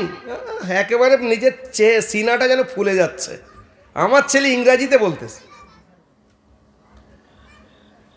সুবহানাল্লাহ। গুড মর্নিং মানে সুপ্রভাত। কি হয়েছে এর মধ্যে? কিছু পাওয়া গেল? আল্লাহর হাবিব শিখিয়েছেন, whenever a Muslim meets each other, at that point of time it's his responsibility to greet with the Islamic greeting, assalamu alaikum. যখনই এক মুসলমান অপর মুসলমানের সঙ্গে সাক্ষাৎ করবে, সে যেন আসসালামু আলাইকুম বলে। তার মানে হলো peace be upon you Allah, আল্লাহ তোমার উপরে বা আপনার উপরে অফুরন্ত রহমত বর্ষণ করুন। বলেন সুবহানাল্লাহ। আমাদের বাড়ির ভিতরে কি সালামের রেওয়াজ আছে? বাড়িতে যখন ঢুকি তাহলে কী করে বলি বলো তো? নিজের বউকে সালাম কি করে দিই?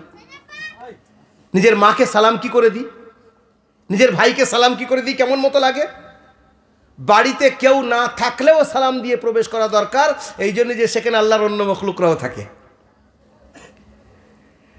তো যে কথাটা বলছিলাম, ওয়া উকরিমা রাজুলু মাখাফাতা শাররিহি ওয়া শুরিবাতিল খুমুর, কিয়ামতের আরো নিদর্শনের মধ্যে হুজুর বলছেন যে প্রচন্ড মদ প্রচন্ড আকারে চলবে, প্রচন্ডভাবে মদ ব্যবহার হবে। আমি গত পরশুদিন আখড়ায় জলসায় ছিলাম, ওখানে কেউ আমাকে বলছে কোনো একটা এরিয়া নিয়ে, আখড়ার কথা বলছি না, তিনি বাইরের লোক, আমাকে বলছেন যে আমাদের এরিয়াতে এত বেশি ছেলেরা মদ খায় হুজুর, আমি যদি কাউকে বলি কচি মদ খেও না, তো মদ খোরের হয়ে আরো 5 জন 12 আসবে, বলে আপনি কেন ওই পাগলের সঙ্গে লেগেছেন? বলে যেই মদ খাবে সে পাগল হয়ে যাবে, তাকে মানা করা যাবে না। আজ আমাদের সমাজের মধ্যে এটা হচ্ছে কি হচ্ছে না? একটা মুসলমানকে যদি বলা হয় শুকরের মাংস দেবো, সঙ্গে সে বলে এত বড় কথা, আর যেই বলবে মদ, তো চলছে। তাকে শুকরের মাংসের মধ্যে আর মদের মধ্যে কোনো পার্থক্য? আমি শর্ট করে দিচ্ছি এই মশলা, যেটা বলতে চাচ্ছি, যেটা আমার উদ্দেশ্য, সেটা আমি সামনে নিয়ে আসছি। হুজুর বললেন মদ আম হবে, জিনা আম হবে, মসজিদের মধ্যে জোরে জোরে দুনিয়ার কথা চলবে, ওয়ারতাফাতিল আসওয়াতু ফিল মাসাজিদ, মসজিদের মধ্যে আওয়াজ হচ্ছে কিনা, সারা দুনিয়ার গল্প কোথায়? মসজিদে গিয়ে। দুনিয়া সব গল্প মসজিদে জোরে জোরে হচ্ছে। আল্লাহর দরবারে গিয়ে আল্লাহর সঙ্গে কথা বলার পরিবর্তে, নামাজে দাঁড়াবার পরিবর্তে আমরা এই করছি। হুজুর বলছেন এইগুলো পরস্পর যখন হবে, আর তখন মনে করবে যে একদম কিয়ামত কাছে এসে গেছে। এবারে আপনাদের একটা কথা বলি, আমরা শুনছি না দাজ্জালের ফিতনা, শুনেছি না দাজ্জালের ফিতনা? যে হাদিসটা আপনাদেরকে বলছি, হাদিস হয়তো আপনাদের কানে আগে কোনো সময় পড়েনি, একবার দরুদ শরীফ পড়েন, আল্লাহুম্মা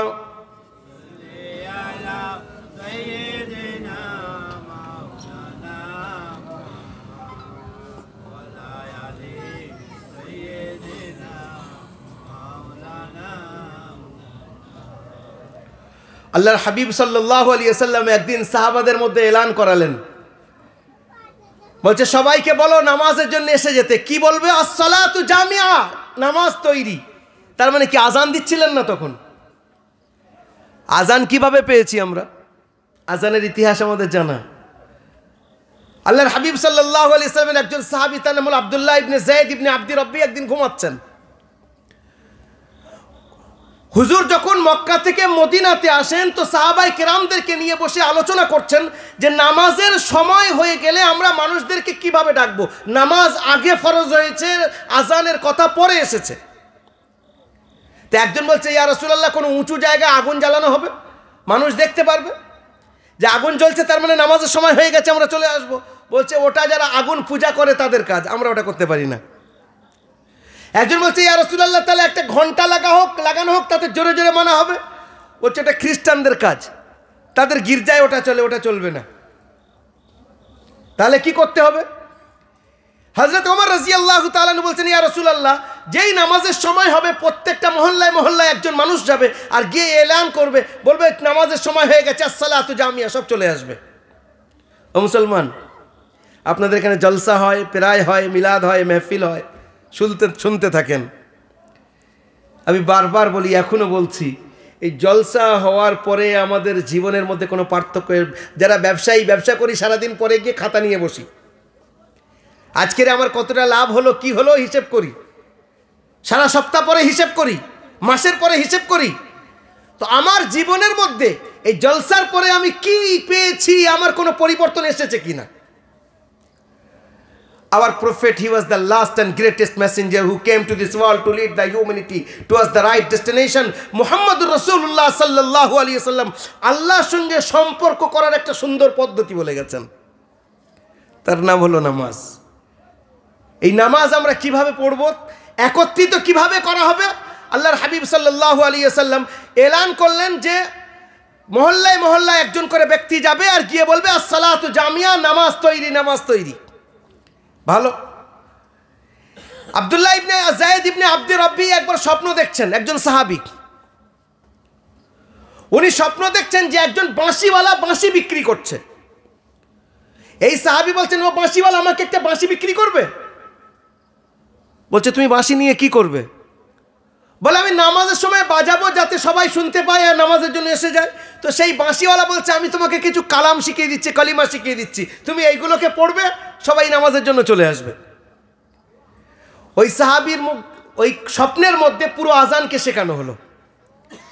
ওনার ঘুম ভেঙে গেছে, হুজুরের কাছে দৌড়ে এসে বলছে, ইয়া রাসূলুল্লাহ উল্লিমতুল কালিমাত ফি মানামি, আমাকে কিছু কালিমা শেখানো হয়েছে আমার আজানের ব্যাপারে, নামাজের ব্যাপারে। হুজুর বলছেন কই শোনাও। সেই সাহাবী বলছেন, ইয়া রাসূলুল্লাহ একজন বাঁশিওয়ালাকে আমি বাঁশি বিক্রি করতে দেখেছি, তাকে বললাম একটা বাঁশি বিক্রি করো না। বলছে কি করবে? বলে নামাজের জন্য বাজাবো। বলছে তুমি এই কলিমাগুলো শেখো আর এইগুলো জোরে জোরে বলতে বলবে।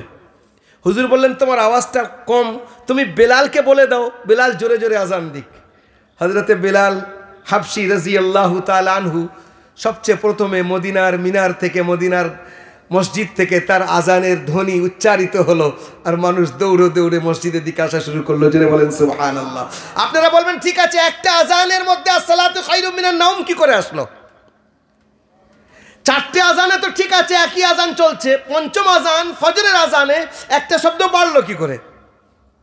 এমন একটা প্রশ্ন আসে। হযরতে বেলাল একদিন গেছেন, হুজুর ঘুমাচ্ছিলেন, বাইরে থেকে আওয়াজ দিচ্ছেন, হুজুর নামাজ তৈরি হয়ে গেছে, অর্থাৎ নামাজ রেডি, আপনি আসলে নামাজ হবে। হযরত আম্মাজি আয়েশা বলছেন রাদিয়াল্লাহু আনহা, ইন্নান নাবিয়্যা ক্বাদ নাম, হুজুর ঘুমাচ্ছেন। হযরত বেলাল তখন আস্তে করে বলছেন, আস-সালাতু খায়রুম মিনান নাওম, ঘুমের থেকে নামাজ উত্তম। আল্লাহ রাসূলের ঘুম ভেঙে গেছে, উনি উঠে বলছেন, মাজা কুলতা কবলা বুরহা ইয়া বিলাল, একটু আগে কি বললে বাবু বেলাল?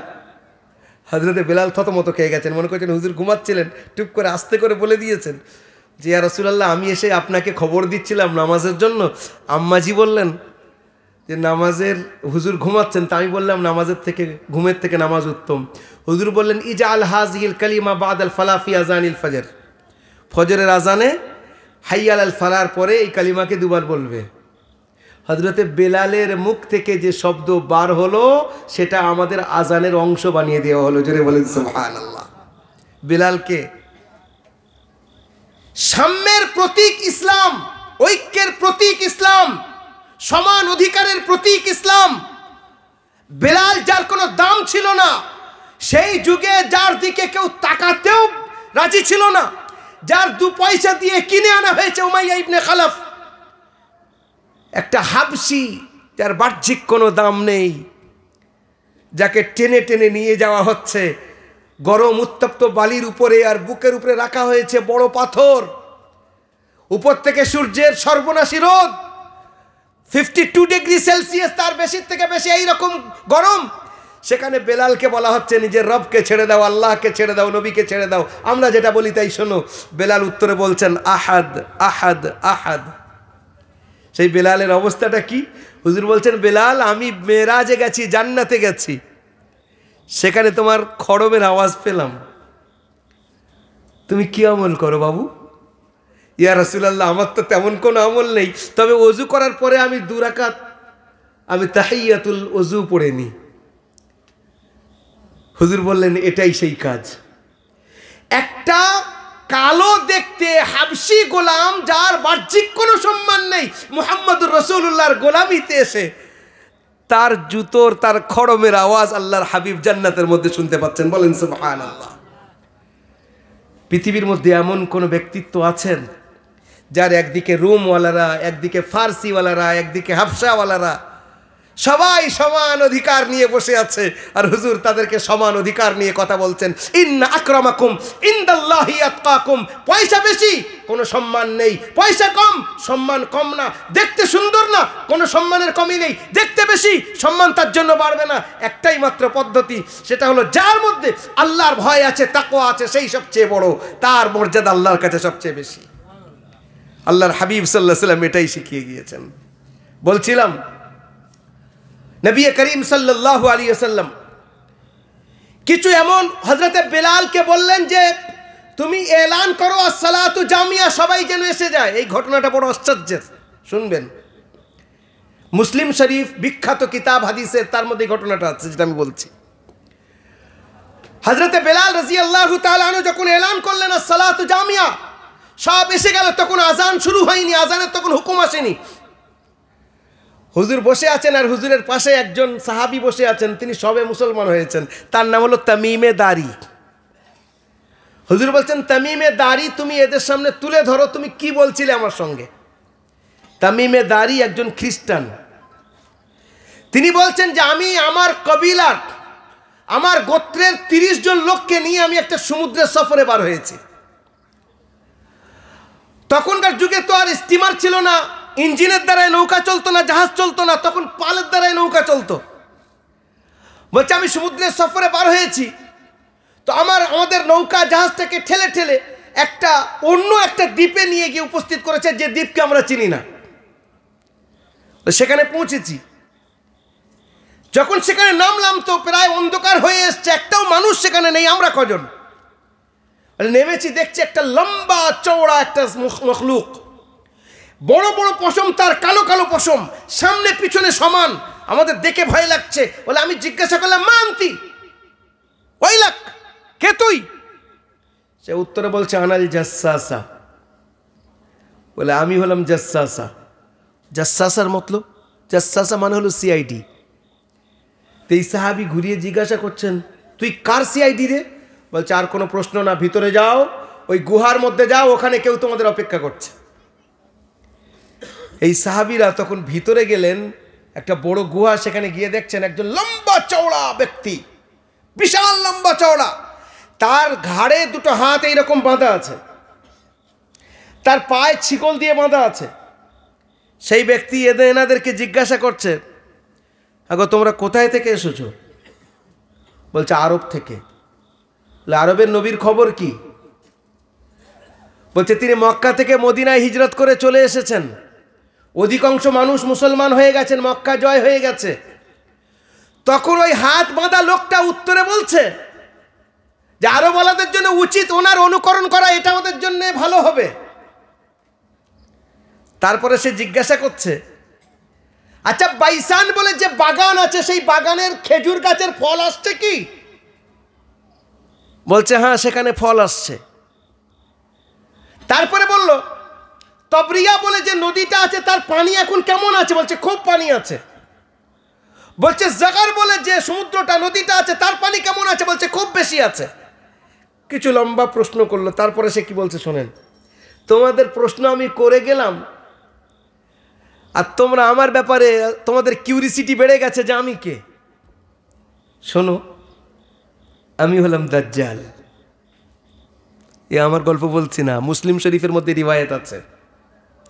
বলে আমি হলাম দাজ্জাল।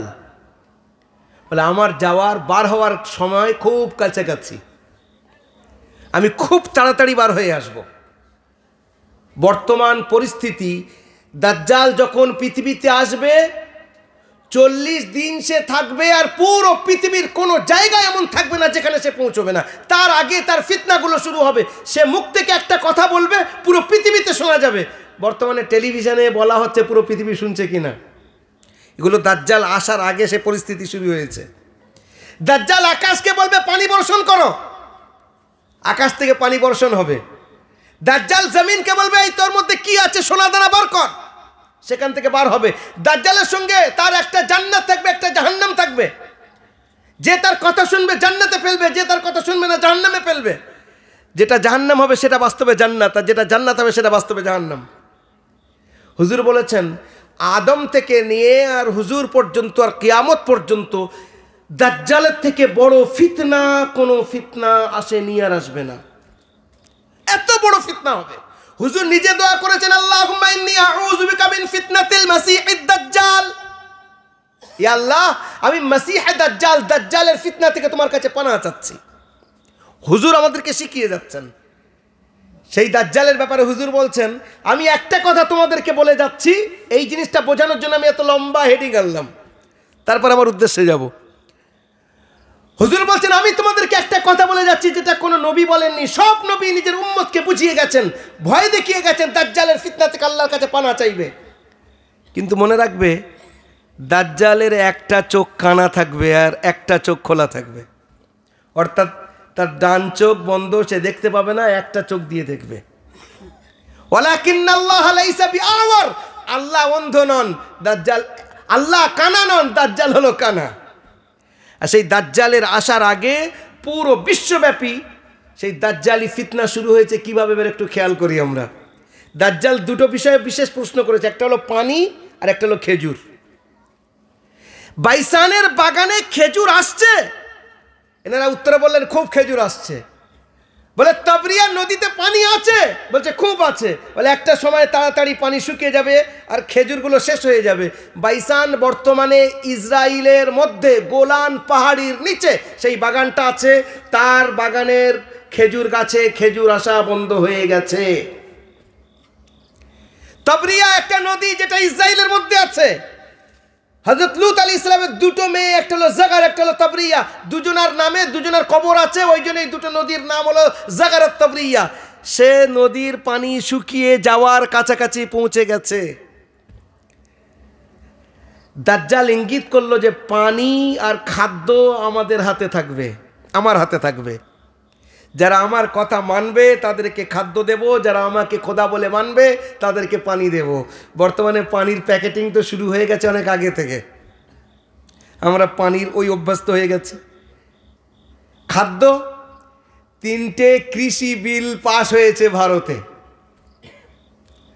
বলি এর সঙ্গে দাজ্জালের কি সম্পর্ক? পুরো বিশ্বব্যাপী এই খাদ্য সংকট তৈরি করার চেষ্টা হচ্ছে। একটা বিশেষ তবকার হাতে, বিশেষ কিছু ব্যক্তির হাতে খাদ্যটা চলে যাবে। আপনি চাষি, আপনি চাষ করছেন, আপনার কাছ থেকে সামান্য মূল্য দিয়ে কিনে নেবে আর সেটাকে স্টোর করে কোল্ড স্টোরে রাখা হবে আর তারপরে লম্বা দাম দিয়ে বিক্রি করা হবে। আমাদের কৃষক ভাইরা তাদের বিরুদ্ধে তো এই জন্য লড়ছে। এটাকে তাদের হাতে তুলে দেওয়া হবে। এবারে আপনি তাদের কথা মানলে খাদ্য দেবে, না মানলে খাদ্য দেবে না। আপনি বাধ্য হয়ে তার কাছে গিয়ে বলবেন আমি তোমার কথা মানছি। হুজুর ইঙ্গিত করেছেন 1500 বছর আগে, যেটা মেন কথা আমি বলতে যাচ্ছি। ও মুসলমান, আল্লাহ পাক মানুষকে তৈরি করেছেন মৌলিক অনেক কারণ, মানে অনেক জিনিস আছে। তার মধ্যে হলো দুটো চোখ, একটা হলো বাহ্যিক যে চোখ আর একটা হলো অন্তরাত্মা। যারা দাজ্জালি ফিতনার পিছনে পড়বে, অর্থাৎ তার মধ্যে পড়ে যাবে, যাদের ভিতরের আত্মা অন্তর্চক্ষু থাকবে না, শুধু বাইরেটা দেখবে। বর্তমানে আমাদের মধ্যে অনেকেই পয়সা চাই, পয়সা যেভাবে আসে আসুক, হারামে আসে আসুক, হালালে আসে আসুক, পয়সার দরকার। এক চোখে দেখছে, যদি ভিতর থেকে দেখতো তাহলে পরিষ্কার হতে এটা অন্যায় পয়সা, এটা আমার জন্য নেওয়া যাবে না, এটা আমার জন্য চলবে না। যারা দাজ্জালের অনুকরণ করবে তাদের ওই একটা চোখ দিয়ে ইঙ্গিত করা হয়েছে যে তারা শুধু ম্যাটেরিয়ালসকে দেখবে, তারা শুধু দুনিয়াকে দেখবে আর বাহ্যিকভাবে সেই দুনিয়াকে আসল মনে করবে যে এর মধ্যে মজা, ওটা মজা না, ওটা হলো জাহান্নাম। আল্লাহর হাবিব সাল্লাল্লাহু আলাইহি ওয়াসাল্লাম বলেছেন, জুমার দিনে যে ব্যক্তি সূরা কাহফ পড়বে, 1 সপ্তাহের মধ্যে যদি দাজ্জাল আসে, আল্লাহ পাক দ্বিতীয় জুমা পর্যন্ত তাকে দাজ্জালের ফিতনা থেকে বাঁচাবে। কেন বলেছেন? আল্লাহর হাবিবের কাছে একজন ইহুদিরা প্রশ্ন লিখে পাঠিয়েছেন, 3টে প্রশ্ন ইহুদিরা পাঠিয়েছে। প্রথম প্রশ্ন হলো সেই যুবকদের খবর কি, যে যুবকরা একটা বাদশার থেকে পালিয়ে একটা গুহার মধ্যে গিয়ে আশ্রয় নিয়েছিল, তাদেরকে বলা হয় আসহাবে কাহফ। একটা বাদশা ছিল যার নাম, যে বাদশাটা তার কাছে সে মূর্তি পূজা করত, সেই বাদশার আন্ডারে 7 জন বা 9 জন, দাকিয়ানুস বাদশার নাম, 7 জন বা 9 জন যুবক এমন ছিল যারা মূর্তি পূজা করতে চাইতো না। তাদেরকে বাদশা বলল যে তোমরা যদি আমার কথা মানো ভালো, আর নয়তো তোমাদেরকে আমি হত্যা করে দেবো। সেই 7 জন বা 9 জন যুবক সেখান থেকে পালিয়ে বেঁচেছে, তাদের সঙ্গে তাদের কুকুর পালিয়ে এসছে। একটা গুহার মধ্যে গিয়ে ঘুমিয়ে পড়েছে। কোরআনের মধ্যে যতটুকু ঘটনা ততটুকু আপনাদের সাথে ইঙ্গিত করছি। ঘুমিয়ে পড়েছে। যখন ঘুমিয়েছিল ওরা, তখন সকাল মতো যখন ঘুম ভেঙেছে, তখন সবে সূর্য ডুববে ডুববে ভাব। একে অপরকে জিজ্ঞাসা করছে কতক্ষণ ঘুমানো হলো গো? বলছে কতক্ষণ আর হবে, ইয়াউমান আও বা'দা ইয়াউম, একদিন বা একদিনের একটু কম আমরা ঘুমিয়েছি। বলছে কেউ একটা পয়সা নিয়ে চলে যাও, টাকা নিয়ে চলে যাও, খিদে মনে হচ্ছে, গিয়ে কিছু কিনে আনো। সেই 7 জনের মধ্যে 2-3 জন চলে গেছে, বাজারে গিয়ে কিছু কিনতে গেছে। বাজারওয়ালার দোকানের হাতে যখন গিয়ে সেই টাকাটা দিয়েছে, দোকানদার টাকাটা উল্টো এদের মুখের দিকে দেখছে, এই কোথায় পেয়েছো গুলো তোমরা, কোথায় পেয়েছো? বলছে কেন এটা আমাদের টাকা। তোমাদের টাকা মানে? বলে এ তো 300 বছর আগের দাকিয়ানুস বাদশার যুগের টাকা। অর্থাৎ এনারা 300 বছর সেখানে ঘুমিয়েছিলেন। এখানে যেটা বলার যেটা জিনিস, যেটা কোরআন যেটা শিক্ষা দিচ্ছে, যে ওখানে বাদশাহ নিজের দিকে ডাকছে একটা জিনিসের দিকে, আমার কথা যদি তোমরা মানো তাহলে তোমাদেরকে আমি আরাম আয়েশের মধ্যে, আমার মন্ত্রী মিনিস্টারদের মধ্যে তোমাদেরকে রাখবো না, শেষ করব। কিন্তু তারা বাহ্যিককে না দেখে নিজের অন্তরাত্মাকে ব্যবহার করে আল্লাহর ডাকে সাড়া দিয়ে গিয়ে সেখানে গিয়ে ঘুমিয়েছেন। আল্লাহ তাদেরকে এই বাদশার ফিতনা থেকে তাদেরকে হেফাজত করেছেন। ঠিক বর্তমানে যা যা ফিতনা আমাদের সামনে আছে, ফিতনার কি পরিস্থিতি? আপনার বাড়ির ভিতরে আমাদের হাতে হাতে মোবাইল ধরিয়ে দেওয়া হয়ে গেছে। আমি বলি হেলফোন, সেলফোন না, হেলফোন। হেল মানে হলো জাহান্নাম। অহরহ ফতোয়া আমাদের কাছে আসছে, আশ্চর্য হবেন, এই ফোনের কারণে স্বামী স্ত্রীর মধ্যে সম্পর্ক বিচ্ছেদ হয়ে গেছে। বাচ্চাদের হক দেওয়া হচ্ছে না, আর বাড়ির ভিতরে নগ্নতা ঢুকিয়ে দেওয়া হয়েছে। আগে যেগুলো কল্পনা করা যেত না, যে সমস্ত গোনার, সেই গোনা আজকের আমাদের বাড়ির ভিতরে ভিতরে ঢুকিয়েছে। দাজ্জালি ফিতনা এইভাবে আমাদের বাড়ির ভিতরে ভিতরে ঢুকে গেছে। এই পরিস্থিতির মধ্যে আমাদের করণীয় কি? এর জন্য অন্য কোন পন্থা নেই। There is no way except we have to follow our prophet Muhammad সাল্লাল্লাহু আলাইহি ওয়াসাল্লাম। একটাই পদ্ধতি, সেটা হলো মুহাম্মদুর রাসূলুল্লাহ সাল্লাল্লাহু আলাইহি ওয়াসাল্লাম যেভাবে নিজের জীবন দর্শনকে দিয়ে, জীবন আদর্শকে রেখে, উসওয়া হিসেবে, আইডিয়াল হিসেবে নিজেকে রেখে গেছেন, আমরা যদি তাকে অনুকরণ করি তাহলে দাজ্জালি ফিতনা থেকে বাঁচতে পারবো না। ইয়াকিন করেন। একদম ভিতরের গল্প আপনাদেরকে বলছি। আমি কিছু বুজুর্গদের সঙ্গে আমার সম্পর্ক, আল্লাহর ওলিদের সঙ্গে, তাদের কাছে আমি ডাইরেক্ট ইনডাইরেক্ট তাদের ব্যাপারে জানি যে তারা মক্কা মুকাররমায় সফর করছেন, যে হযরত ইমামে মেহেদী আলাইহিস সালাতু ওয়াস সালামের আগমন খুব কাছাকাছি, আর তার জন্য সূচি তৈরি হচ্ছে ইমামে মেহেদীর কারা সঙ্গে দেবে আর কারা দাজ্জালের সঙ্গী হবে। ও মুসলমান, এই পরিস্থিতির মধ্যে আমাদের করণীয় কি? আল্লাহর হাবিব সাল্লাল্লাহু আলাইহি ওয়াসাল্লাম সম্পর্কে আমরা কতটুকু জেনেছি? তিনি আমাদেরকে কি শিখিয়ে গেছেন যে এই পরিস্থিতির মধ্যে, এই ফিতনার মধ্যে নিজেদেরকে বাঁচাবার পদ্ধতি কি? শুধু সমস্যার সঙ্গে সমাধান তিনি দিয়ে গেছেন। সেই সমাধানটা আমাদের নিজেদের জীবনের মধ্যে আনতে হবে। আজকের এই মজলিস থেকে আমরা যা শুনেছি আর এখনো শুনছি, প্রথম নিজের সঙ্গে বোঝাপড়া করা যে আমার জীবনের মধ্যে কোনো পরিবর্তন এসেছে কিনা, আমি আমার জীবনে পরিবর্তন আনতে পেরেছি কিনা। আজ মুসলমানের সঙ্গে সালাম করতে চায় না। আল্লাহ মাফ করুন, মুসলমান পাশ থেকে যাচ্ছে, উনি অমুকপন্থী, ইনি এমুকপন্থী, তো সালাম চলবে না। আল্লাহর রাস্তায় তাদের হাত ধরে বলেন, ভাই আল্লাহর হাবিবের জীবনী কি? আল্লাহ রসুলের জীবনের সবচেয়ে বড় শত্রুর নাম কি? বলেন আবু জেহেল। ভুল। আবু জেহেল হুজুরের সবচেয়ে বড় শত্রু না। হুজুরের সবচেয়ে বড় শত্রুর নাম হলো আব্দুল্লাহ বিন উবাই বিন সালুল। মুনাফিকদের সর্দার ছিল যে, এ কত বড় ক্ষতি করেছে। বুখারী শরীফ খুলে দেখেন, 4.5 পৃষ্ঠায় এই মালাউন আল্লাহ রসুলের স্ত্রীর ব্যাপারে, আমাদের আম্মাজির ব্যাপারে মানে একটা বদনাম রটিয়ে দিয়েছিল, যার উপরে 10টা আয়াত অবতীর্ণ হয়েছে কোরআনের মধ্যে। কত বড় কষ্ট হুজুরকে দিয়েছে। আম্মাজি হযরত আয়েশা সিদ্দিকা রাদিয়াল্লাহু আনহার ব্যাপারে বদনাম ছড়িয়েছিল, এ খারাপ বদনাম। আম্মাজি বলছেন যে আমার কলিজা যেন ফেটে চলে যাচ্ছে, আমি চিন্তা করতে পারিনি আমার ব্যাপারে এই কথাও বলতে পারে। সে তার ইন্তেকাল হয়েছে। ইন্তেকাল হওয়ার পরে আব্দুল্লাহর ছেলের নামও আব্দুল্লাহ। আব্দুল্লাহর ছেলের নাম আব্দুল্লাহ। বাপ হলো মুনাফিকদের সর্দার আর বেটা হলো পাক্কা সাহাবী।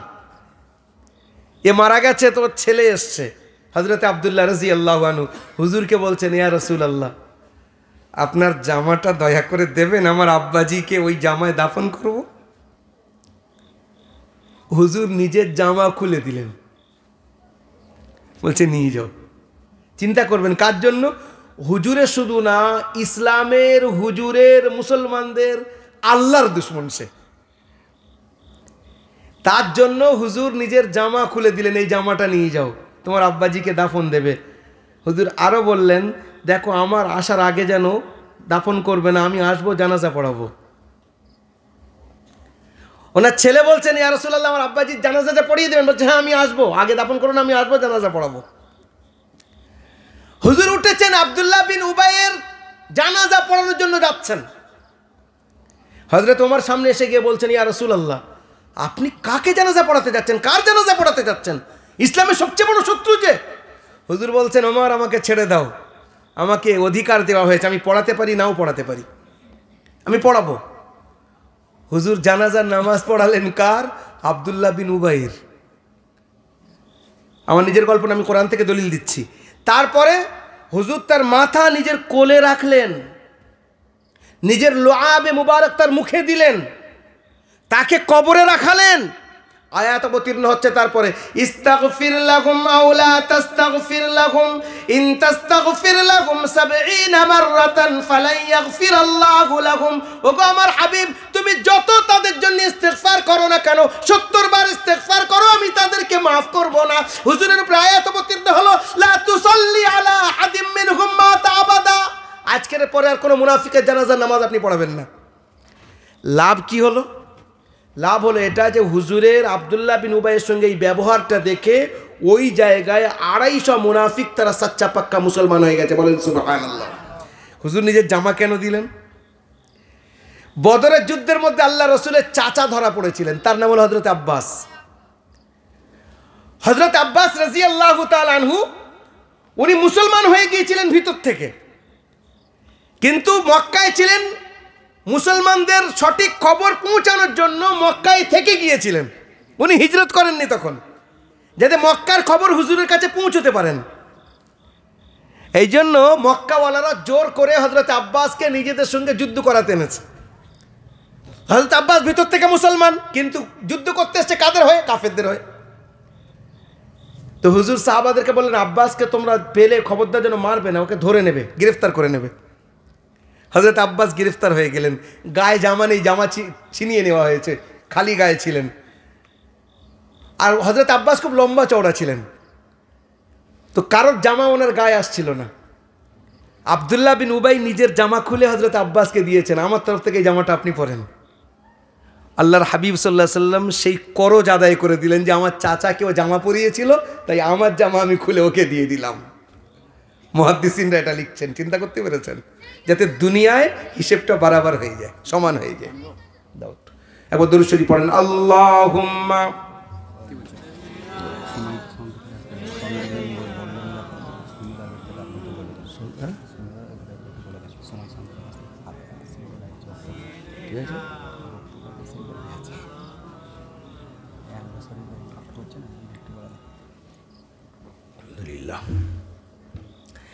যে কথাটা বলছিলাম ভাই, এই পরিস্থিতির মধ্যে আমাদের করণীয় কি?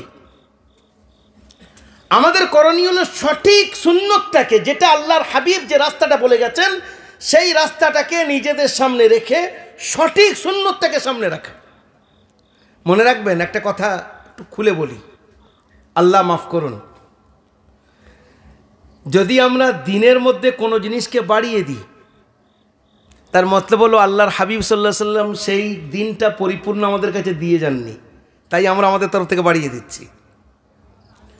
হুজুর বলছেন, হুজুরের উপরে আয়াত অবতীর্ণ হয়েছে, আল ইয়াউমা আকমালতু লাকুম দীনাকুম ওয়া আতমামতু আলাইকুম নি'মাতি ওয়া রাদিতু লাকুমুল ইসলাম দীনা। এই আয়াতটা যখন অবতীর্ণ হয়, এর মানে কি? আজ আমি তোমাদের উপরে ইসলামকে কমপ্লিট করে দিলাম, ইসলামকে ধর্ম হিসেবে আমি তোমাদের উপরে রাজি হয়ে গেলাম। একজন ইহুদি বলছে হযরত ওমরকে যে আপনাদের কোরআন শরীফে একটা আয়াত আছে, ওই আয়াতটা যদি আমাদের উপরে অবতীর্ণ হতো, যে দিন ওই আয়াতটা অবতীর্ণ হয়েছে ওই দিনটাকে আমরা ঈদের দিন বানিয়ে নিতাম। হযরত ওমর বলছেন, কোন আয়াত গো? তো উত্তরে বলছে, আল ইয়াউমা আকমালতু লাকুম। হযরত ওমর বলছেন, ওটা তো অবতীর্ণ হয়েছে আরাফার দিনে, ঈদের ময়দানে, অর্থাৎ আরাফার ময়দানে, আরাফার দিনে, শুক্রবারে। তার মতলব হলো যে আল্লাহ পাক এই ধর্মটাকে পরিপূর্ণ করে তার হাবিবের উপরে অবতীর্ণ করেছে। এবারে যদি আমরা আমাদের তরফ থেকে কোনো জিনিস এমনভাবে বাড়াই যেটা ইসলামের অংশ না, আমরা মনে করছি ভালো কাজ করছি। মনে রাখবেন যে বিদআত করে তার হিদায়াত হওয়া মুশকিল। গুনাহ করলে গুনাহ থেকে তওবা আছে, কিন্তু বিদআত কি মনে করে করছে? হ্যাঁ, এটা দিনের অংশ মনে করে করছে। আর যখন আমি মনে করব, হ্যাঁ ভাই আমার আব্বা মরে গেছে, 40 দিনের দিন একটু খানা করতে হবে না, 11 দিনের দিন করতে হবে না, 3 দিনের দিন করতে হবে না, কত রকম পদ্ধতি আমরা বার করেছি, আরো কত কি। যেগুলো আমাদের সামনে আছে। সুন্নত এত আছে, সেগুলোর উপরে আমল করলে আমাদের জীবন সুন্দর কাটে। আমরা তা ছেড়ে দিয়ে নিজেদের তরফ থেকে কোনো জিনিস তৈরি করে আর বলছি এটা হলো দিনের অংশ। যদি এটা হয় তাহলে কিন্তু আমাদের জন্য হিদায়াত পাওয়া মুশকিল হয়ে যাবে, আর তার থেকে বার হওয়া মুশকিল হয়ে যাবে। নবী করিম সাল্লাল্লাহু আলাইহি সাল্লাম বলছেন, মান আহদাসা ফি আমরিনা হাযা মা লাইসা মিনহু ফাহুয়া রাদ। যে ব্যক্তি আমার দিনের মধ্যে এমন জিনিসকে আবিষ্কার করলো, তৈরি করলো, যেটা না কোরআনে আছে, না হাদিসে আছে, না সাহাবাদের জীবনেতে আছে, আর না ইজমা কিয়াসের দ্বারা কোনো প্রমাণ হচ্ছে, কোনো দিক থেকে নেই, নিজের তরফ থেকে কেউ করেছে মতলব ওই হুজুর কি ভুল করেছে? ভালো করে বুঝবেন, আমাদের হুজুর করে ওটা কি ভুল করে? একজন পীর সাহেব, তিনি নামাজ পড়তে মসজিদে যাচ্ছেন, মসজিদে যাওয়ার পরে 5 বার সেজদা করেছে। তো তার মুরিদরা ছিল, তারাও গিয়ে মসজিদে 5 বার সেজদা করা শুরু করেছে। এবার লোকেরা জিজ্ঞাসা করছে যে তোমরা 5 বার সেজদা করলে কেন? বলে আমাদের হুজুর মসজিদে ঢুকে 5 বার সেজদা করেছে, তাই আমরা করেছি। তা পীর সাহেব তখন বেঁচে ছিলেন, তাকে জিজ্ঞাসা করছে, হুজুর আপনার মুরিদরা তো মসজিদে ঢুকে 5 বার করে সেজদা করছে। তো তার উত্তরে পীর সাহেব বলছেন, আমার মুরিদদেরকে ডাকো। ডেকেছে, ও বাবা তোমরা কেন সেজদা করছো গো মসজিদে ঢুকে 5 বার? নামাজ পড়া আলাদা কথা, শুধু সেজদার কথা বলছে। বলছে হুজুর আপনাকে আমরা দেখেছি। বলে আমি কোরআন শরীফ পড়েছি, কোরআনের 5টা সেজদা আমার উপরে বাকি ছিল। কোরআন শরীফের মধ্যে 14টা সেজদা আছে, 5টা সেজদা বাকি ছিল, সেই সেজদাটা আমি মসজিদে ঢুকে করেছি। তা তোমরা করবে, আমাকে জিজ্ঞাসা করবে বাবা যে আমি কেন করছি? আমার দেখেছো তোমরা করা শুরু করে দিয়েছো। পীর দলিল না, পীর যদি কোরআন হাদিসকে ফলো করে তারপরে দলিল। আর সঠিক পীর তাকে বলা হবে যিনি সুন্নতের ইত্তেবা করবেন। সুন্নতকে আমরা বুঝবো কি করে আর বিদাতকে বুঝবো কি করে? ভালো করে বুঝবেন জিনিসটা। সুন্নত আমরা কিভাবে বুঝবো যে এটা সুন্নত আর এটা বিদাত? পার্থক্যটা কি করে বুঝবো? মাপকাঠি হলেন সাহাবারা, সাহাবায়ে কিরাম রাদিয়াল্লাহু আনহুম আজমাইনরা আল্লাহর হাবিবের যে সুন্নতকে নিজের জীবনের মধ্যে তারা চালিয়ে গেছেন, সেটাকে যদি আমরা সামনে রেখে চলি তাহলে আমাদের জীবন কামিয়াব। এই জন্য কোরআনের মধ্যে এসেছে, আমিনু কামা আমানান নাস, তোমরা ঈমান নিয়ে এসো যেমন নাকি সাহাবারা ঈমান এনেছেন। যাদের ঈমান সাহাবাদের ঈমানের মতো হবে তারা কামিয়াব হবে। তো সাহাবায়ে কেরামদেরকে সামনে রেখে সাহাবারা কিভাবে সুন্নতের অনুকরণ করতেন? একদিন হযরত ইবনে ওমর, আব্দুল্লাহ বিন ওমর, হুজুরের আপন শালা হযরত ওমরের ছেলে হযরত হাফসার ভাই, একটা মসজিদে ঢুকেছেন। মাগরিবের আজান হয়ে গেছে, মসজিদে ঢুকেছেন, আর মুয়াজ্জিন সাহেব করছে কি, ও ভাই এসো নামাজ পড়ে নাও, আজান হয়ে গেছে, এবার জামাত হবে। বলছে কি, ও ভাই এসো নামাজ পড়ে নাও, কয়েকজনকে ডাকছে। হযরত আব্দুল্লাহ ইবনে ওমর তখন অন্ধ হয়ে গেছেন, বলছে আমাকে এই মসজিদ থেকে বার করো, আমি এখানে নামাজ পড়বো না, বিদাতি। বলে আজান হয়ে গেছে, এক্ষুনি জামাত দাঁড়াবে, আবার কেন ডাকা হচ্ছে?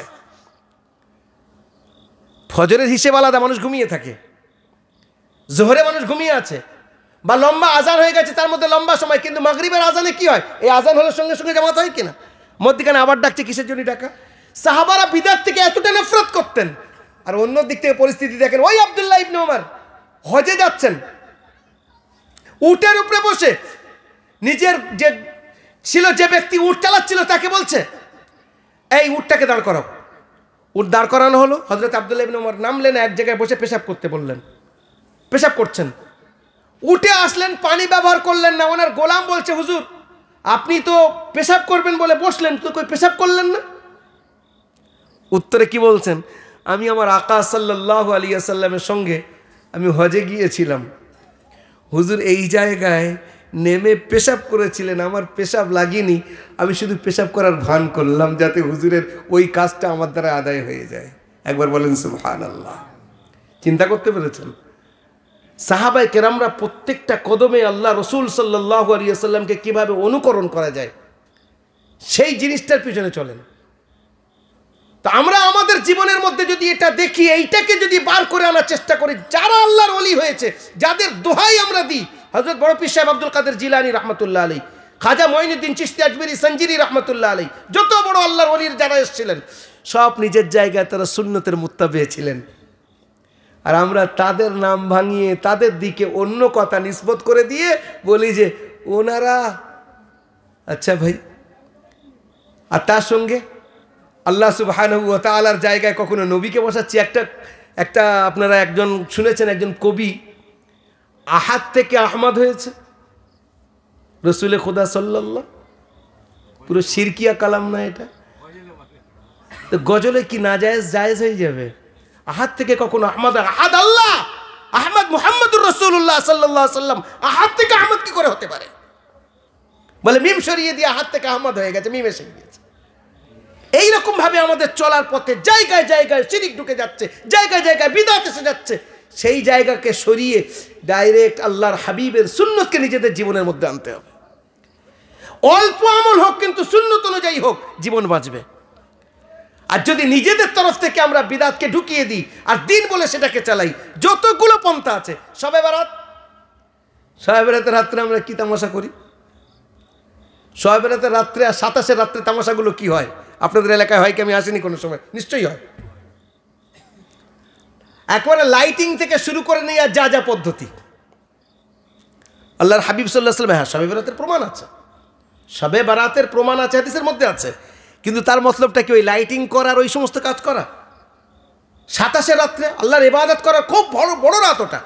যেমন যে রাতগুলো আছে 21, 23, 25, 27, 29, এই রাতগুলোর মধ্যে কোনো একটা রাতে শবে কদর হবে, হুজুর বলে গেছেন। সেই রাত্রে আমরা আমাদের তরফ থেকে শুধু লাইটিং করবো আর অন্যান্য যা যা পদ্ধতি সেগুলো আমরা করি। নিজের তরফ থেকে যে জিনিসটা আমরা তৈরি করে দিয়েছি সেটাকে দিনের মধ্যে যদি লাগিয়ে দিই তো জীবনে সেটা কখনো দিন হতে পারে না। এবারে আমরা সাধারণ মানুষ, ভালো করে বুঝবেন। একজন মৌলানা সাহেব এখানে এসে বসবেন, তিনি এক কথা বলে যাবেন, আরেক মৌলানা সাহেব আসবেন, তিনি আরেক কথা বলবেন। আমরা বললাম না, আমরা কনফিউজড হয়ে যাচ্ছি কোন দিকে যাব, কিভাবে আমাদের জীবন চলবে। এই রকম বলে নিজেদেরকে বাঁচাতে পারবো না। আপনার বাড়িতে শরীর খারাপ হয়েছে, আপনি ভালোর থেকে ভালো ডাক্তার খুঁজবেন কিনা? আপনি MBBS, MD, FRCS খুঁজবেন কিনা? কারণ আপনার মায়ের শরীর খারাপ, আপনার আব্বার শরীর খারাপ, আপনি ডাক্তার দেখছেন যে ভালোর থেকে ভালো ডাক্তার আমি কোথায় পাবো?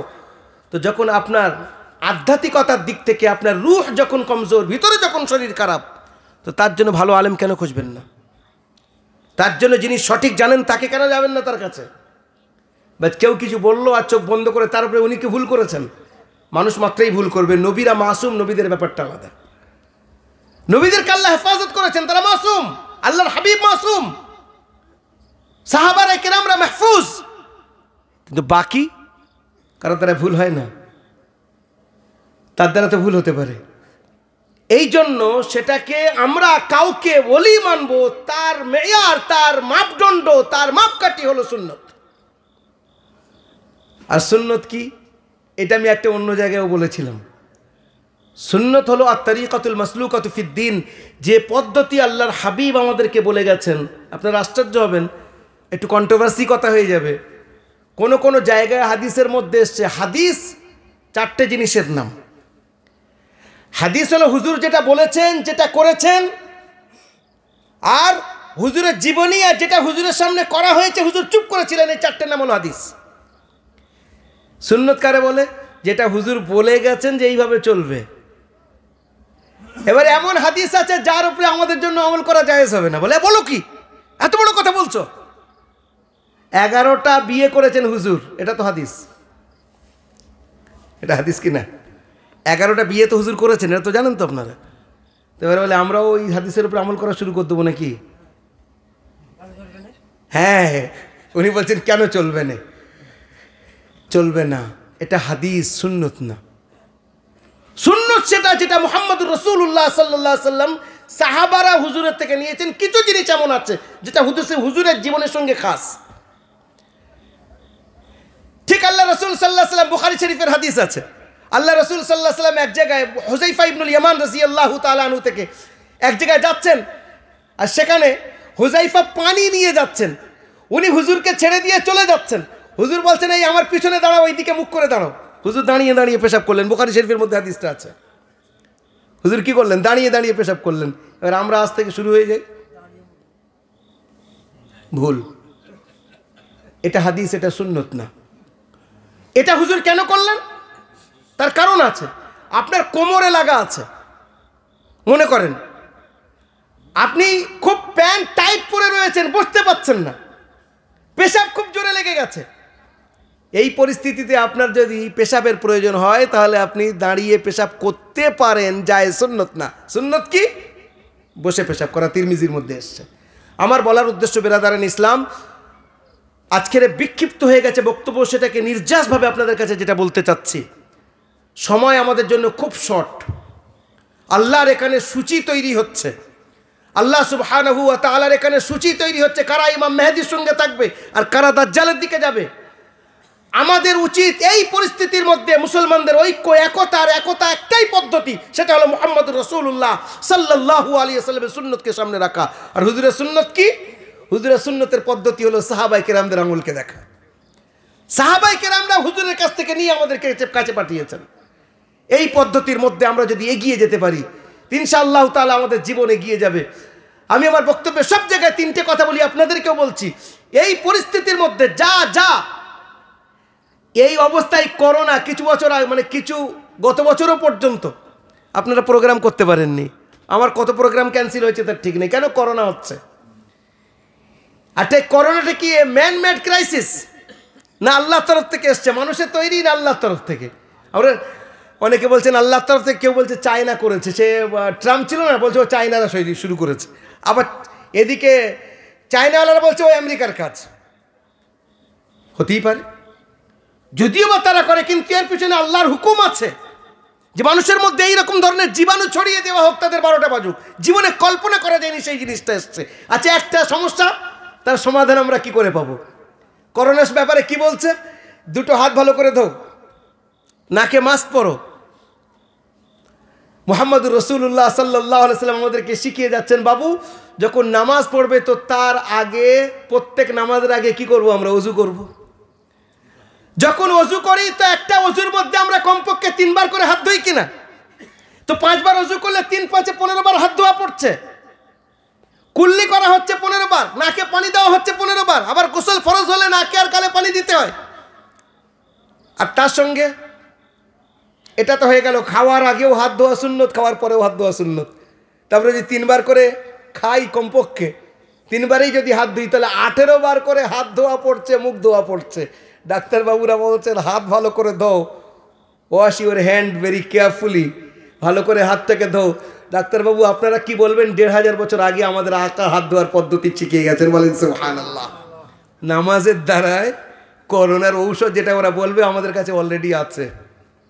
আরো মজার ব্যাপার, মুসলমান মেয়েরা যখন পর্দা করে বার হয়, উপর থেকে যখন আপনার বোরকা পরে বার হচ্ছে, তো টিটকারি মারা হতো একটা সময়। এখন আলহামদুলিল্লাহ এমনি সাধারণ বাড়ির মহিলারা তারা পর্দা করছে, তারা বোরকা পড়ছে, আল্লাহর ফজল করমে। আগে মাওলানা সাহেবদের বাড়ির মেয়েরা করতো, কিন্তু এখন সাধারণ বাড়ির মেয়েরা তারা পর্দা করছে। ভালো কথা, শরীয়ত তো এটা বলেছে, এইরকম ইসলামের ভাষা এই টাইপের যে বেটা ছেলের তুলনায় মহিলারা একটু কমজোর হয় শারীরিক দিক থেকে, এই হিসেব তাই বলে। তাদের মেন্সের ব্যাপার থাকে, বিভিন্ন অবস্থা থাকে। তো তারা যদি নিজেদের পর্দার মধ্যে রাখতে পারে, নিজের নাক মুখ ঢাকে, সেটা যদি ভুল হয়, তো আজকের তো সবাই নাক মুখ ঢেকে ঢেকে বেড়াচ্ছ বাবু, তোমাদের কি হলো? তার মতলব হলো যেটা শরীয়ত মহিলাদের জন্য দিয়েছিল, যে তারা কমজোর, আগের থেকে তারা যদি নিজেদেরকে পর্দার মধ্যে রাখতে পারে, তার দ্বারায় তাদের নাক এবং মুখের দ্বারা থেকে জীবাণু ভিতরে যাবে না। আজকের ডক্টর বাবুরা বলছেন নিজেদের নাক আর মুখটাকে হেফাজতের মধ্যে রাখো। তো যেটা মেয়েদের জন্য বলা হয়েছিল, এখন বেটা ছেলেরা করতে বাধ্য। বলছিলাম ঠিক এইরকম প্রত্যেকটা জায়গায় there is no problem but you can find a solution in Islam. পৃথিবীর মধ্যে এমন কোনো সমস্যা নেই যার সমাধান ইসলামের মধ্যে নেই। যে যুবক ভাইরা রয়েছে এখানে, আমরা ওয়াদা করি যে আমাদের জীবনের আর কটা দিন বাকি রয়েছে আমরা জানি না, আল্লাহ কখন ডাকবেন আমরা জানি না। তার আগে আগে সবচেয়ে প্রথম আর প্রধান কাজ যেটা, সেটা হলো তওবা করা।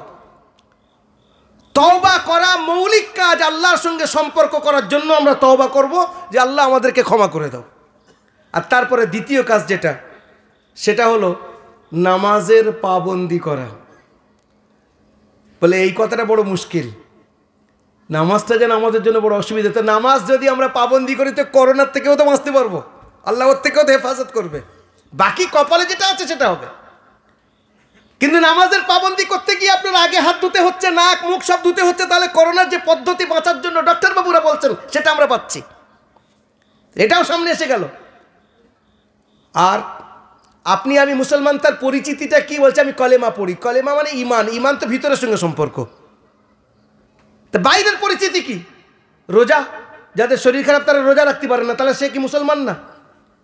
বলে হজ, গরিব মানুষ তো হজ ফরজ না, তাহলে সে কি মুসলমান না? যাকাত, যাকাত তো গরিব মানুষের উপরে ফরজ না, তাহলে সে কি মুসলমান না? অবশ্যই মুসলমান। তাহলে কোন জিনিস? একটাই জিনিস, তার নাম হলো নামাজ। এই জন্য হাদিস বলেছে বেঈমান আর ইমানের মধ্যে পার্থক্য হলো নামাজ। ইমানদারের মধ্যে আর বেঈমানের মধ্যে পার্থক্য হলো নামাজ। আর আমরা জেনে বুঝে ইচ্ছাকৃতভাবে, আল্লাহ মাফ করুন, চলতে ফিরতে ওদিকে মসজিদ থেকে আওয়াজ আসছে হাইয়া আলাল ফালাহ, এসো নামাজের দিকে, আর আমরা ভুলিয়ে আল্লাহর পাশ থেকে চলে যাচ্ছি। আল্লাহ বলছেন এসো বান্দা আমার কাছে, সমস্ত ব্যবস্থা আমি করব। সেদিকে খেয়াল না করে নিজেরা নিজেদের দোকানে নিজের কারোবারের দিকে যাচ্ছি। আর নামাজকে এইভাবে আল্লাহর হাবিব সাল্লাল্লাহু আলাইহি ওয়াসাল্লাম যখন দুনিয়াতে আসেন প্রথম কাজ যেটা করেন সেটা হলো সিজদা। আর দুনিয়াতে যখন যাচ্ছেন তখন বলছেন আসসালাতু আসসালাতু ওয়া মা মালাকাত আইমানুকুম, নামাজ নামাজ আর তোমাদের অধীনে যারা আছে তাদের খেয়াল করো। আপনি যদি দাঁড়িয়ে নামাজ পড়তে পারেন আলহামদুলিল্লাহ, না পড়তে পারেন বসে পড়েন, তা না পড়তে পারেন শুয়ে ইশারায় পড়েন, কিন্তু নামাজ মাফ নেই। এই জন্য এই মাহফিল থেকে, এই মিলাদ থেকে যারা দিয়েছেন তাদের সাধুবাদ জানিয়ে বলছি, আজকের পরিস্থিতি এই জায়গায় এসে দাঁড়িয়েছে, ভারতীয় পরিস্থিতি, বিশ্ব পরিস্থিতি, রাজনীতির প্রেক্ষাপটে আমরা পরিষ্কার বুঝতে পারছি যে ফিতনার উপরে ফিতনা আসছে। আল্লাহর কি গজবার পরে আসবে আল্লাহ জানে। ওই জন্য তার আগে নিজেদেরকে তৈরি করতে হবে আল্লাহর সন্তুষ্টি অর্জনের মধ্যে। আর তার পদ্ধতি হলো প্রথম তওবা করা, দ্বিতীয় নামাজ, আর তৃতীয় কি? তৃতীয় হলো নিজের ব্যবহারের দ্বারাই কাউকে কষ্ট না দেওয়া। মুসলমানের সঙ্গে মুসাফা করব, তো একটা মুনাফিক, যে মুনাফিকের জন্য হুজুর জানাজার নামাজ পড়াচ্ছে না, যে লা ইলাহা ইল্লাল্লাহ মুহাম্মদ রাসূলুল্লাহ বলছে, তার সঙ্গে মুসাফা হচ্ছে না, তার সঙ্গে সালাম কালাম নেই। বলে ও মুখ, ওই জন্য ওর সঙ্গে চলবে না, ও তো মুখ, ওই জন্যই ও সিপিএম করে না, ওর সঙ্গে মুসাফা চলবে না, আমি কংগ্রেস করি। আমি একটা উপমা দিচ্ছি, আমি পার্টির কিছু বুঝি না ভাই। পরিস্থিতি এই জায়গায় আছে কি না, দুঃখের বিষয়। আজ আমাদের সমাজ এইভাবে বেটে গেছে, ডিভাইড অ্যান্ড রুল তারা করছে। সুব্রমণিয়াম স্বামী, বিখ্যাত ব্যক্তি, আপনারা জানেন, বিজেপির একজন বরিষ্ঠ নেতা, রাজ্যসভার এমপি, বলছেন যে আমরা তো চাই মুসলমানরা ভাগ হোক, একজন কেউ বেরেলি হয়ে যাক, কেউ শিয়া থাক, কেউ ওই দিকে যাক, এদের মধ্যে ভাগ হয়ে যাক, একে অপরের মুখ দেখা দেখে আলাদা হয়ে যাক। আরও এই কয়েকদিন আগে হোয়াটসঅ্যাপের মধ্যে আমার কাছে একটা কেউ পাঠিয়েছে, কোনো একজন ভাই, আরএসএসের একজন বড় নেতা, নাম বলছি না, বড় শিক্ষিত, সে বলছে যে আমরা মৌলী সাহেবদেরকে কিনে নেব, ভারত থেকে পয়সা দেবো না, আমরা বাইরে থেকে পয়সা পাঠাবো, মসজিদের মধ্যে শুধু মেম্বারের উপরে বসে বলো অমুক কাফের, আর অমুকের কথা চলবে না, অমুকের সঙ্গে মুসাফা করা যায় হারাম, অমুকের সঙ্গে সালাম করা হারাম, মাসে মাসে তোমার অ্যাকাউন্টে এত হাজার কোটি টাকা আসবে, ক টাকা করে পাও তোমরা? 5,000, আমরা দেবো মাসে 50,000 টাকা করে, শুধু তোমরা মশলাগুলো বলে যাও, কি মশলা নিজের তরফ থেকে তৈরি করে। বলে এই মৌলী সাহেবদের কিনতে 2 মিনিট লাগবে না। তাদেরকে বলেন যারা ফতোয়া দিচ্ছে অমুক কাফের, অমুক কাফের, অমুক কাফের, আল্লাহর রাস্তায় তাদেরকে বলেন ভাই এই উম্মত আগে থেকেই শেষ হয়ে গেছে, আর এই উম্মতকে ভাগ করো না, এসো আমরা এক হই, আমাদের কোরআন এক, আমাদের নবী এক, আমাদের আল্লাহ এক, আমাদের ধর্ম এক। আর মসজিদের মেম্বার থেকে কাফিরের ফতোয়া দিও না, মসজিদের মেম্বার থেকে আর বলো না অমুক কাফির, অমুক কাফির। আল্লাহ 8টা জান্নাত করেছেন, 7টা জাহান্নাম করেছেন, তাহলে জান্নাতের জন্য কি আপনি একা, বাকি সবাই জাহান্নামী? তাদেরকে বলেন, হাত ধরে হাত জোড় করে বলেন আমাদের ভাই ভাইয়ের মধ্যে ঝগড়া লাগাবেন না, ভাই ভাইকে এক হয়ে থাকতে দেন। সমস্ত জায়গায় যার যেটা মনে হয় নিজের জায়গায় সঠিকটা আমরা জেনে তার উপরে করি, অন্তত ভাই ভাই একসঙ্গে বসে একই পাতে ভাত খেতে পারি।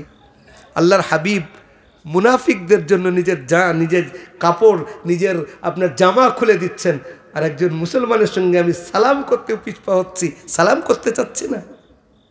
এর থেকে দুঃখ আর কোন জায়গায় হবে? এই জন্য আমাদের যেটা মূল পয়েন্ট, যেখানে আমরা এক হতে পারবো, সেটা হলো সুন্নত।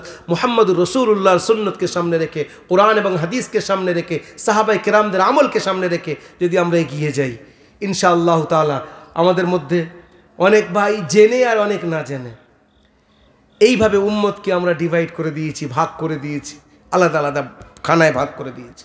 এখন আমাদের উচিত, আর সে সময় নেই, আসেন এক হই, আল্লাহকে ডাকি, আর হুজুরের সুন্নতকে সামনে রেখে সেটাই দলিল বানাই। আল্লাহ সুবহানাহু ওয়া তাআলা আমাদেরকে সঠিক বোঝা ও তার উপরে আমল করার তৌফিক ইনায়াত করুন। ওয়া আখিরু দাওয়ানা আনিল হামদুলিল্লাহি রাব্বিল আলামিন। আসসালামু আলাইকুম ওয়া রাহমাতুল্লাহি ওয়া বারাকাতুহু।